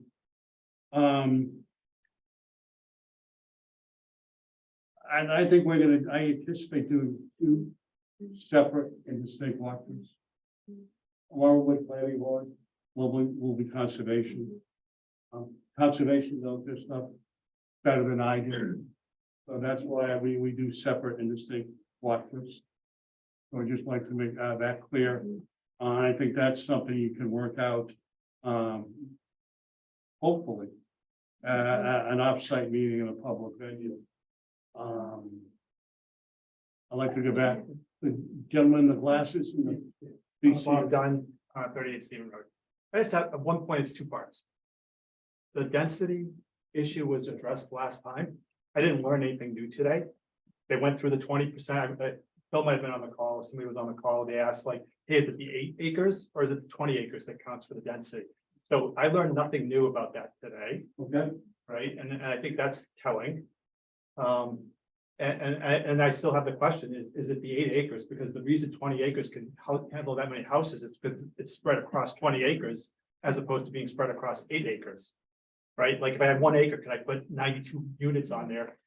You know, so that's like, again, not listening to anything that we've said. They asked like, oh, well, what's acceptable? 4 houses is acceptable. Is sort of my opinion at this point. Conservation land is state mandated. For the 8 Yeah. acres that I'm- they I'm built just on. talking about the Oh, yeah. woman had a hand raised first. I just want to say, when you're pointing at the plan and you're talking about like trees and buffers, you're pointing on Blackstone Street. If you go to the far left, where you have those units all the way over, you're 2 feet from our property line. I said, are you on North Street? or- Yes, I'm sorry, Christine, 127 North Street. You are clearing all the trees in that area. That unit is 2 feet from our rock wall. And you're just talking, oh, on Blackstone Street, you know, they'll have a buffer. But you're not thinking about, there's also another neighbor, they're gonna be created as an island. There are a ton of trees there. It's not just a field. And I know you brought up not clearing anything until we come to a final Yeah, decision. that's hard one. Because I don't think you see where that line is. Like, you're not even within the zoning bylaws right now. Which line are you talking about? Yeah, so that retaining wall that you have, that's triangle, that's And the structure that's next to it, I think is 15 feet from our property, and you're actually clearing behind our home. I've got plenty of questions. This line here. Yes, so that's our property line right Correct. there. Our home isn't represented here, but your structures that are right next to that retaining wall are 15 feet from our property. So it's In a big. a direct line of sight to our home, the back of our home, and basically, if you clear that out, we're looking straight down to Blackstone Street from North Street Into the house. into the houses too. Can I just And with pick up on that- something you said? Um, You're looking at this, obviously, as a building, as an investment. Their house is their investment. It's probably their biggest investment. You're gonna build something and then move away. These people are gonna be our neighbors in town for as long as they stay there. I just want to pick up on that.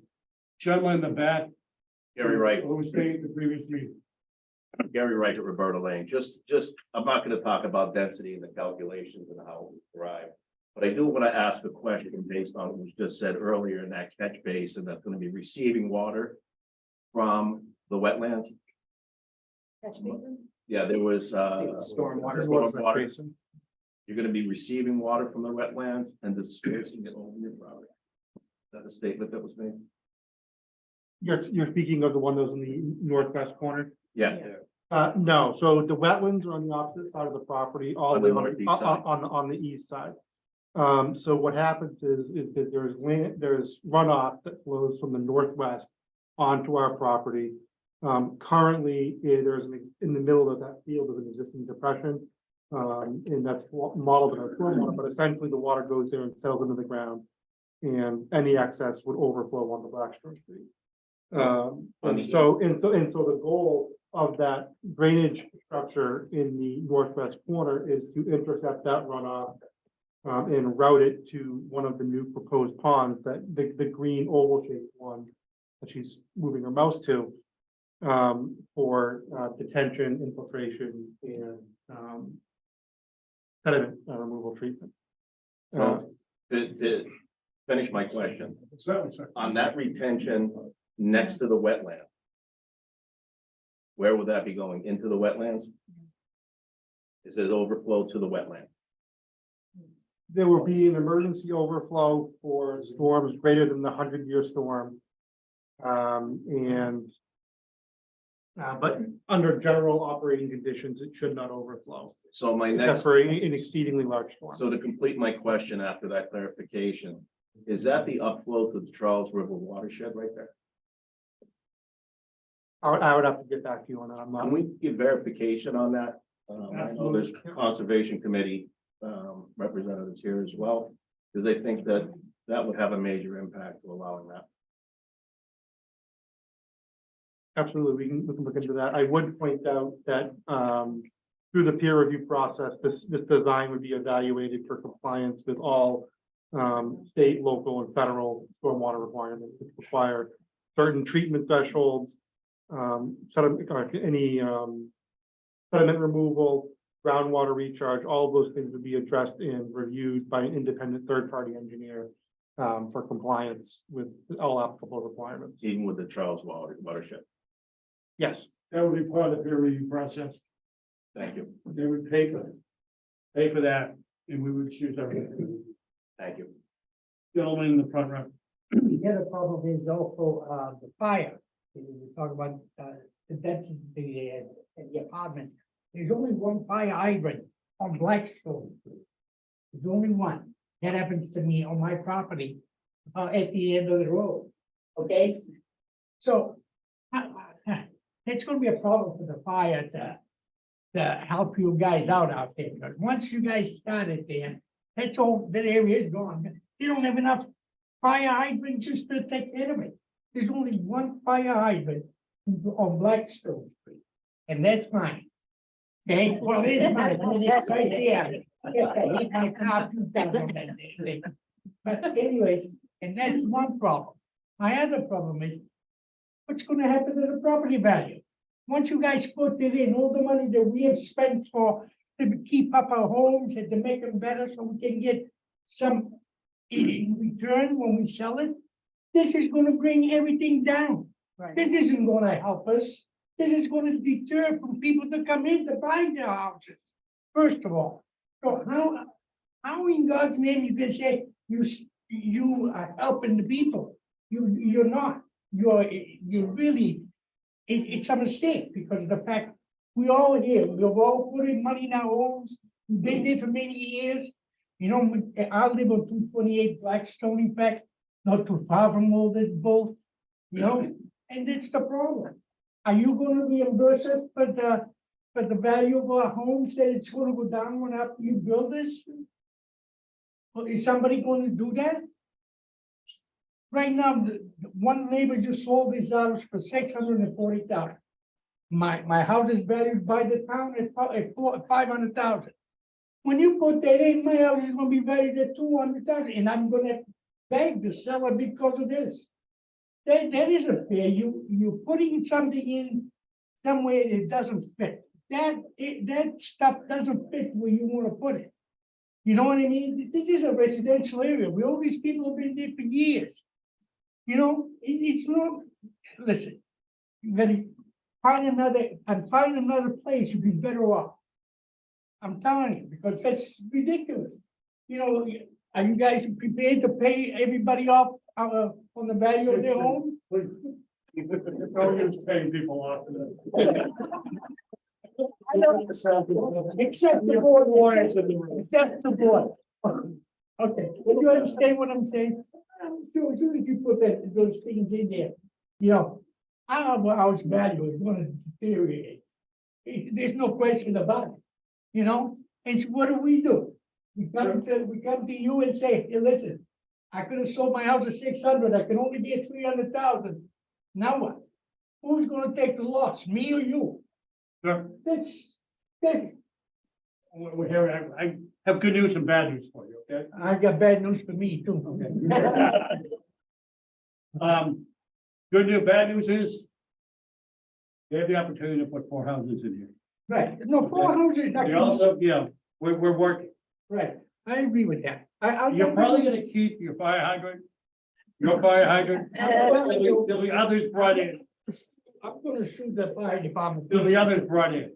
The woman in the back and then the gentleman from the back. Thank you, sir, for your comments. I just want to make one comment. I live on Blackstone Street. I've lived there for 50 years. Katie was born there, her grandfather, her parents. We've been there a long, long time. When that land was up for sale, I was told, and I can't remember the person that told me, that the owner, actually, they would not sell that land because they wanted a certain price, XYZ, and if they couldn't get that price, they would not sell the land.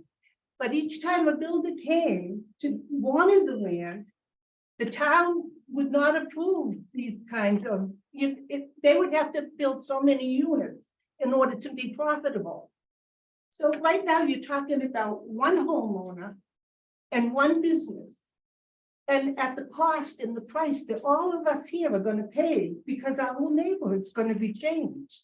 And I think that holds a lot of value. I think that, I don't know how long other people have been here, but Gene and I are probably recluses. 50 years. Right. And we hope that the board, 22 years. Right, so we just hope that the board will understand the value of this town is because it is this way. It has land between, it has neighborhoods. And we really don't want, if we wanted a city, we would have moved it someplace else. I understand that. And I think you know this board has listened to you from the very first meeting, and we continue to listen to you. The gentleman in the back in the blue hat. Yeah, I just wanted to add about, we've been talking about the stormwater runoff and the basins and the wetlands. The entire neighborhood, I don't know about everybody, but in the rainy spring, rainy fall, it's not uncommon sometimes to get a storm. We get 2 or 3 inches of rain in one day. And you see standing water in a lot of people's yards. I live further down on Blackstone Street. There's times when my sump pump can't handle the water that's coming into my basement. And I have water, standing water in my backyard sometimes for weeks. Now, I know I live quite a ways from this, but the other concern that I have is how much more water is gonna be put into the ground by this development from the septic system. I mean, that's gonna be hundreds and hundreds of gallons, like, I mean, I don't know. I mean, I don't know the answer to that question. But all of these 36 units putting this much water every single day into the ground, what's gonna happen to the surrounding neighborhood with water problems like that, potentially in basements? So regardless of what goes in there, that will be calculated. Whether it's, I keep going back to the 4 homes or something else, that will be calculated. I don't know. We have experts that will look at that, but that will be addressed. Also, it seems like we have a 100-year storm every 2 or 3 years. Right, exactly. And that's something we have to be cognizant of. No detriment to your industry, but it just seems that way. Anyone else? Thank you for the opportunity. Sorry, I just said thank you for the you're welcome, opportunity. so thank you for coming. When Yes, I was sir. a kid, there was a song, one of these things is not like the other. This is not like the neighborhood. And I've been here 30 years. I work 40 miles away. I work in towards the city. But I moved out here because I knew I could get 2 acres because it was agricultural zoning. Right.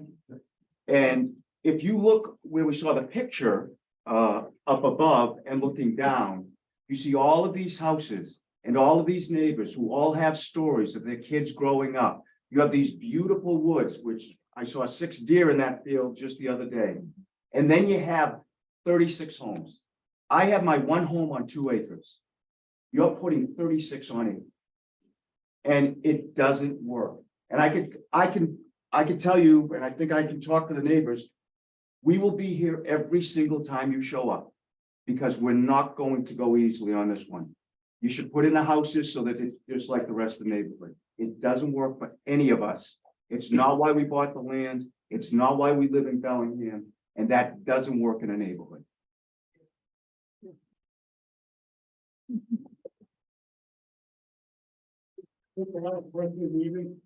Yeah, where do we find the plan for the 4 houses? They've not been provided to us. They perked those, didn't they? A couple years ago, they perked for it. I'm sorry, that might have been before I was on the board. Amy, do you know where those are? I personally not seen. Figure that out, maybe. You say they perk test? A long time ago, yeah. Yeah, I imagine that was probably done for this. So, again, we've heard a lot this evening. I believe we have the decision deadline is fine.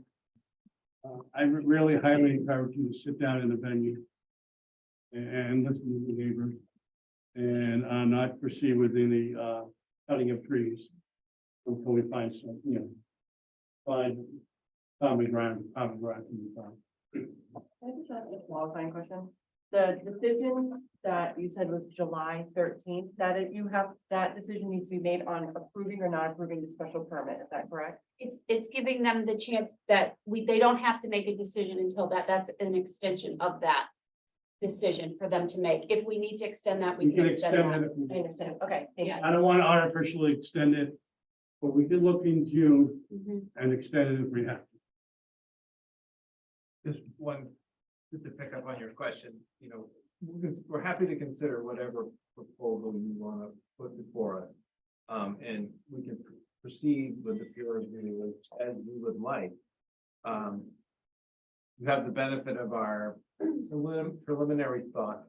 We're not prejudging the plan, but the preliminary concerns. But to answer your question of how to proceed with peer review, I think that's really up to you on how you want to proceed, right?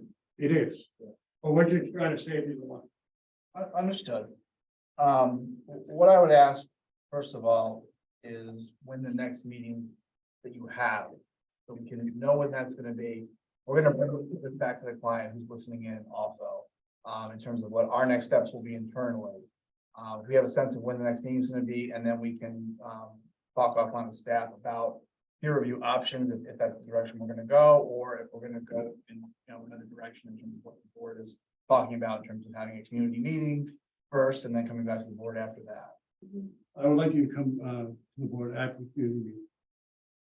Amy, what are our agendas look like? I'm Certainly, thinking- we have a meeting on May 11th or the 25th. If your preference is to wait until after the community meeting, at that point, the applicant will decide if they want to revise the plan, however they want to handle What I'm that. thinking of is, basically right now, we're, next week's the first one. We have a busy agenda, the 11th. I'm thinking Then we have a meeting on the 25th and town meeting. maybe in the there. first meeting in June. To give you enough time, number one, to meet with the neighbors. Take what they've said, adjust your plan, and come back to me. Would be June 8th. If Does that seem reasonable? Yeah, as I said, we'll bring this back to the client, talk through, I mean, he's listening in, but we'll talk through some of the issues. I appreciate your presentation, but I think everything that the board has said, the public is also articulated. So, Bill, just one point of clarification, if they're coming back in June, early June, our decision deadline is early July. Yep, We can extend them we can extend them. But it's not within our purview, they would have to agree, to extend it. like if there would be no opportunity to peer review anything. So is that, If I may, this is on the development plan review and the stormwater permit, not the special permit. Am I right? We have, it's gonna all have to go to peer review for all Oh, of I that. understand that. I'm talking about the deadline. Because the special permit hearing is still on. The special permit deadline doesn't kick in until the hearing is closed, and we're not there yet. It's the other two. Right, and so the applicant has to decide, I mean, we can Right. certainly send this all to peer review now. Yeah. But, again, that's money for your client, which if the plan's gonna change significantly or a little bit, it's gonna have to be reviewed again, Understood. so however you guys wanna handle that, let me know. Yeah, I think we can discuss that, based on what you present to us. I mean, my only concern is that, we will, if they're not agreeable to extending the permit, we won't have the opportunity necessarily to peer review. And that would affect our ability to render a decision. And we would be hamstringing. So would you be agreeable to extend the decision out? Well, we only have one meeting in July, one meeting in August. So it'd have to be to August, the decision deadline.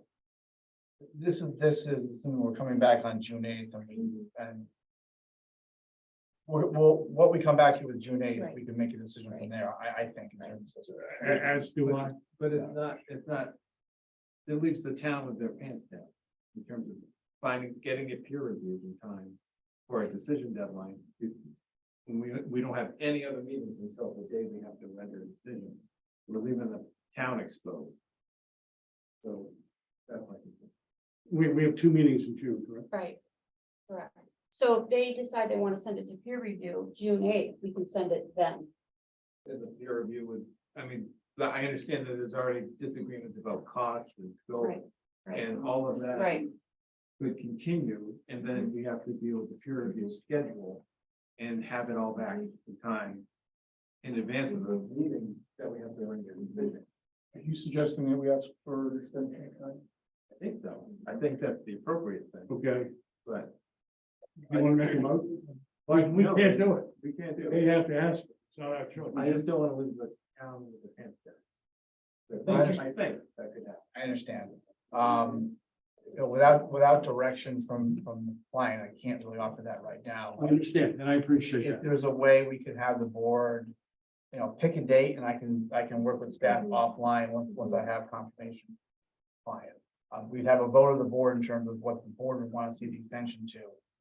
And then I can bring it to the client, and if we agree, then the extension.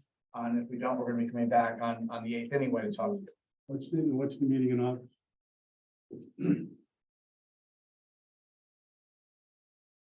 we have August 10th, Sorry? August 10th. That would be the date of you, yes, earliest. if you want an extension, we can take it on. I mean, it doesn't hurt to grant it tonight to August But 10th. we- There's yeah, no if- harm in Yes, doing we that. can explain. Right, it's, you can speak to your client, Yeah. there's really no Um, harm one way or the other. so. Hold on, I think there may be, happy mediums. Can you request an extension of deadline to correspondence? Okay, Yes, we can. okay, so that could, I think we could do it that way. Yep. You follow me? They do, but I don't think it helps us at all, because we have a meeting. Brian, we cannot tell them. I understand, but then we need to bump back their meeting. If June 8th is too far away, then you need to have this peer review. Here's my thought, with the spirit of it. Work the 1st of May. It'll take a week or two to get the meeting. They will take a week or two to get everything written down.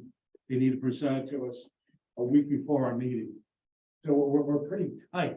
That's the opposite side of that scenario. They say no decision deadline. You have to make a decision in less than a month. We'll try to negotiate scope of the peer review between now and then. We have to render decisions without professional review. So tell me, what do you want? I think I'm confused. either the applicant agrees now to extend, if we're going out to June 8th, that we need time to have the plan proposed. The plan they're gonna present to us on June 8th needs to be peer reviewed. That takes a month generally, because they have to comment, you get to comment, it's not just the back and forth that happens. Hypothetically, Brian. And we're getting this in trouble. Let's assume the same thing comes together in June 8th. Right. We'll get their peer review, correct? But the process won't run. It'll be too late, is my concern. Because we get a peer review, so let's say, okay, this is our final plan, we're changing it, we're not changing it, we're doing whatever it is. Okay, well, now we need a peer review. Okay, let's negotiate. Go. Okay, let's send it out. Oh, the peer review is 2 weeks out. Okay, I'll get it to 3 weeks. That was 1 week. They get the comment. We don't hear anything at all until the night, if our meeting coincides with the hearing. On the day we have to render a decision. It's not workable.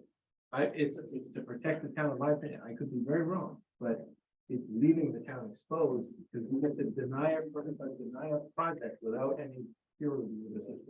Is Jim out there? I don't want to rush this process.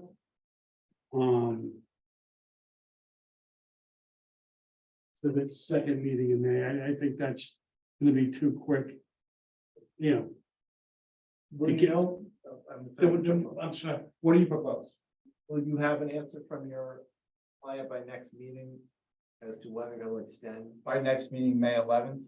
Yes. Simply on the issue of, I thought we agreed to that in a couple of minutes, What's that? but you can get back to us. Yes, I can get back. I just can't get the thing right now. I understand. We can submit a request for an extension, offline, and you Yes. can receive it at your meetings without the hearing going forward. That can be done.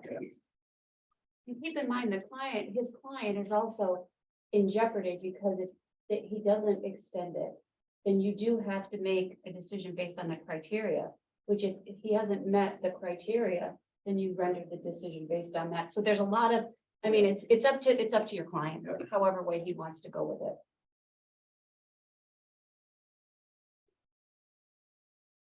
if the decision is made that they won't extend the decision deadline and they're still coming back, then we have to make some sort of decision, I think, next meeting.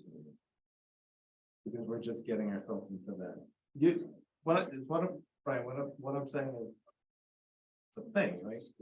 Am I overthinking this? I mean, I can't advise you. I'm not your attorney. What I can say is, before your May 11th meeting, you'll have an answer from us in terms of an extension of that July deadline. That I can commit to. I think that's fair. We have a scope of work and negotiated peer review. Also by that deadline. We already have a scope of services From one, from one. So, and that's where we need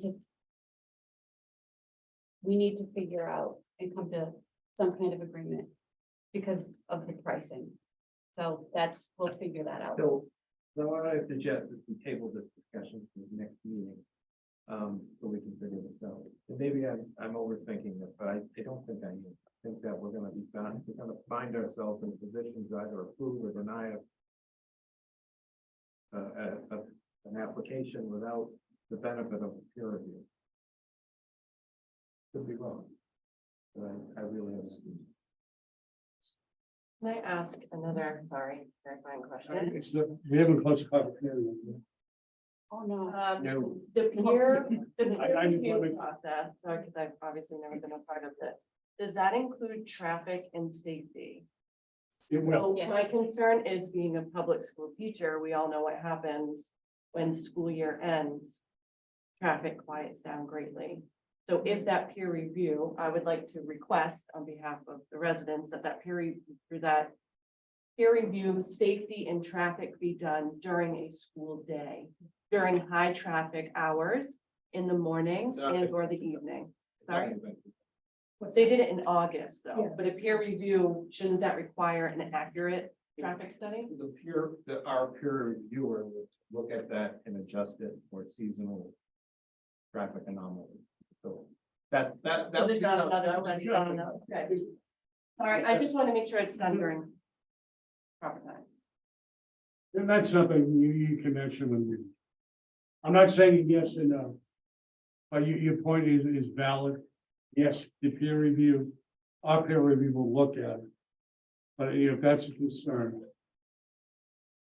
You can raise that, but we will do a calculation to adjust it to a normal day. And something Certainly. to everyone's point here. You think by the next meeting, May 11th, do you think you'll have a better direction on, or a better understanding of the direction that the applicant's gonna want to go through for this, and also about the decision deadline? I can't answer that, but the client is listening in and we're listening and we'll huddle and we'll have a response back. I would continue to May 11th. We can discuss this again. I don't want to drag the butters out continuously, because we might have to continue it after that from July or August. Who knows? Because it sounds like there's substantial work to be done. So potentially. I would continue it. I just want to be clear, so it's May 11th is the next meeting, if this is on the agenda. We're trying to figure that out. So, okay, so let's just refocus Thank here. you. So does the board, let's first talk about the neighborhood meeting. So at least my understanding was the board wanted the neighborhood meeting before our next meeting. If our next meeting Correct. is May 11th, that's not fair to anybody at this point. So That's- let's think about. It was my understanding that they were gonna do the neighborhood meeting between now and then we would reconvene that meeting in June. Correct. Of what your resolution was, whether you're gonna revise the plans based on comments and then come back with whatever those changes or revisions are. And then if that's what everybody's thinking. Correct. May I ask a question? And I think you alluded to it with the requesting the extension for the decision. Is that something? That's something that we can do, like you had said, offline via an email. It's not something that has to be decided during. We can make the request and then the Oh, and then they have to vote. board can take it up at a meeting, but it doesn't have to be a meeting with hearing it's being done. Okay. All right. But if the request is never made, then we're only reading. Understood. And we're back into this. But I do think that either you extend it tonight or we come back, right? That's the only. He can't extend it until he hears from us. The way I come back, they gotta come back. But he can extend it tomorrow. You can send in a thing tomorrow, right? He doesn't have to. I know he doesn't have to, but if the board is saying he could send it in tomorrow, he just could send it in this week. He could send it in this week. It's only, But he doesn't have to. he doesn't, but then you know where they stand. And then you make the meeting early. I'm just a little concerned about the lack of transparency with them. and the lack of willingness to work with everybody, to the fact they've actually started staking out property. Yeah. Where everything is. Oh, yeah. I'm sorry, sir. They've already started staking out property. I want that. If I may. I think they staked out, the boundaries. So we had staked it out for two reasons. One, we had the site walk with Conservation Commission. Yep. But also we staked out additional areas because we were anticipating that planning board would follow suit shortly after, that they would do a site walk. So we staked out things that we thought that would be of interest for the planning board and for Concom. So planning board, we staked out center line and limit of work. And same with Conservation Commission, we staked out the limit of work and the wetlands, the 50-foot buffer, the 100-foot buffer, where the detention basins were for a visual during the site. We appreciate that. So that- I don't think we're ready right now to do that. And I appreciate It's that. already staked out though. Excuse me, sir? It's already staked out. The board I know. supposes- What's the horse before?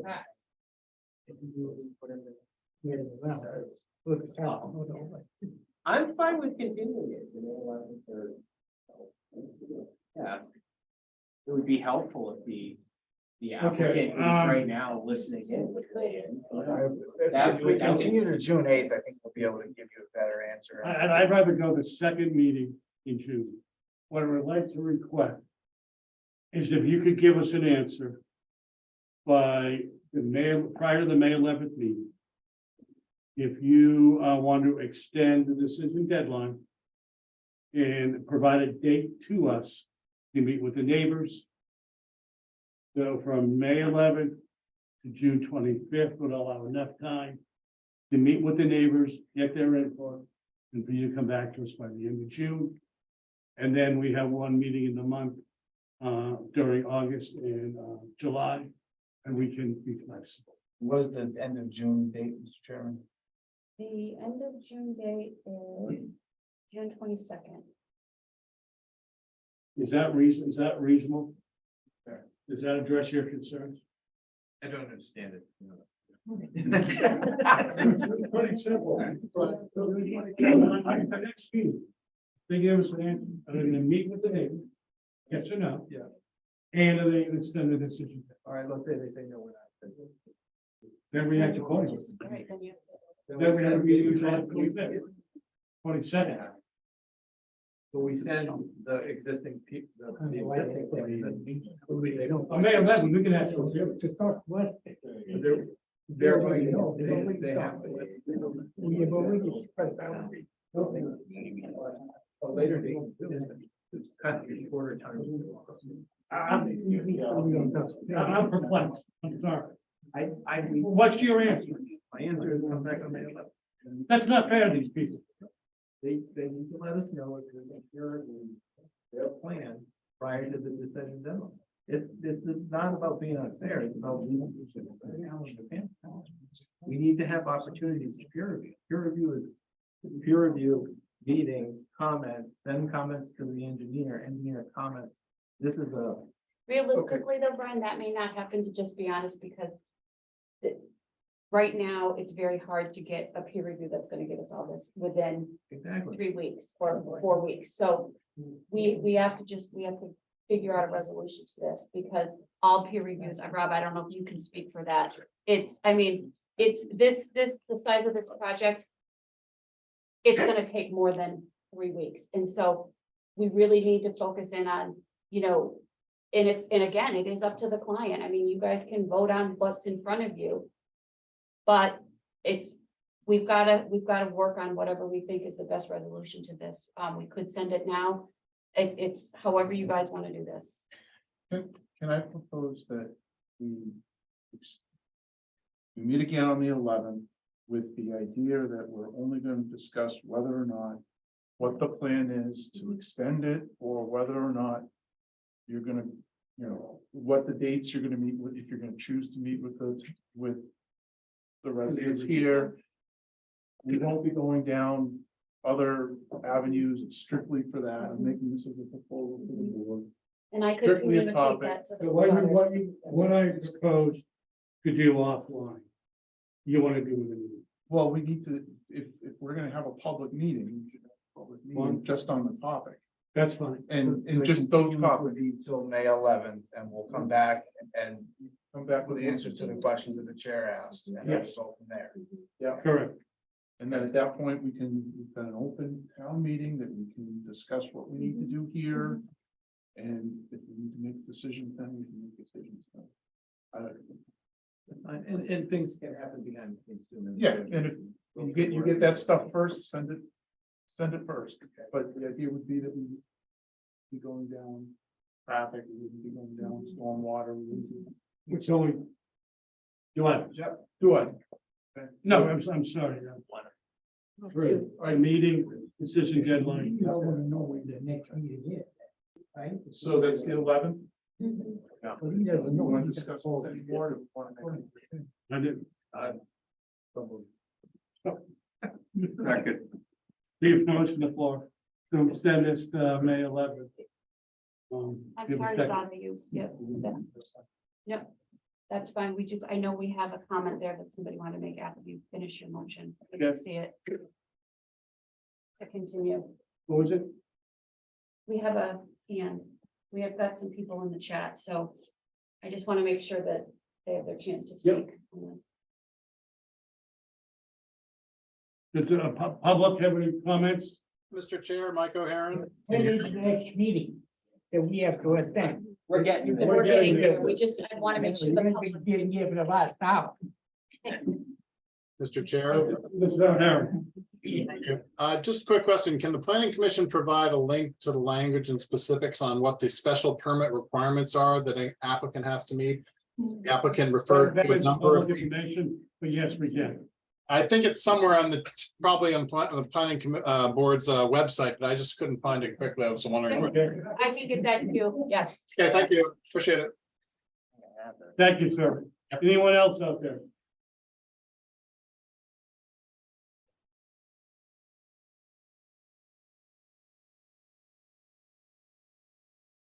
Hey, We have a motion on the floor. We need to vote. So to continue the meeting to May 11th, On two topics. two topics. Okay, so we have a first, we have a second. And the extended decision deadline and the date for the meeting. Hold on our IT. I just want to make sure. And we have a rather robust meeting that night already. Yes.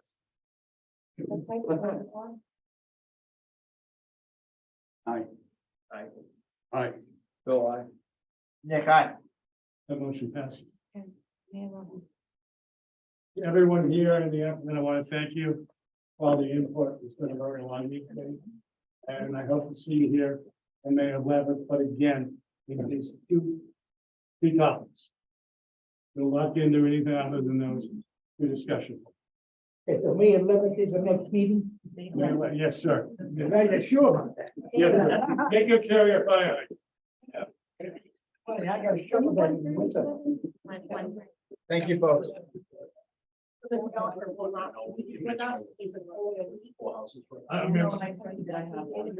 Not within, not before May 11th. Thank you. Lost my wife. We have to do a Layout for, continue road layout from Lakeview to Candlewood. so Hey, guys, can you talk outside? Yeah. here's the No, contract. He's doing the water trail. Oh, yeah. That's normally the hots, so we wanted to change that. Yes. Thank you, sir, for coming. Thank you. Okay. Road Okay. layout from Lakeview and Candlewood. So basically, we do not have the complete package for the road layout, and so basically, the recommendation Mr. Knox. is to not at this point, because it's not complete. Do I have a second? 1 second. Second by Nick. made by Brian, to not approve the street acceptance for Whitefield County. Okay, the last, Dennis is aye. Bill says aye. Bill's and I. Yeah, aye. That is again, to not approve this declare. that's correct. Did not recommend. We need to sign the Red Mill, plan. Yeah, I make a motion, somebody start signing that. I've already done it, took me Okay. 15 minutes, just me. Okay.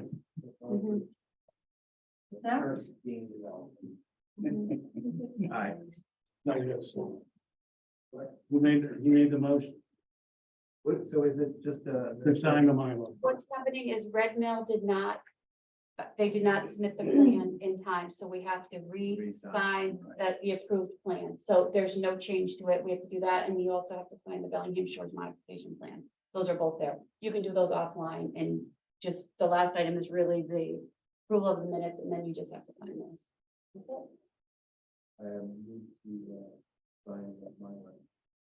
For Red Mill. And Bellingham Shores. So I'm sorry, we should do separate motion. That's one motion.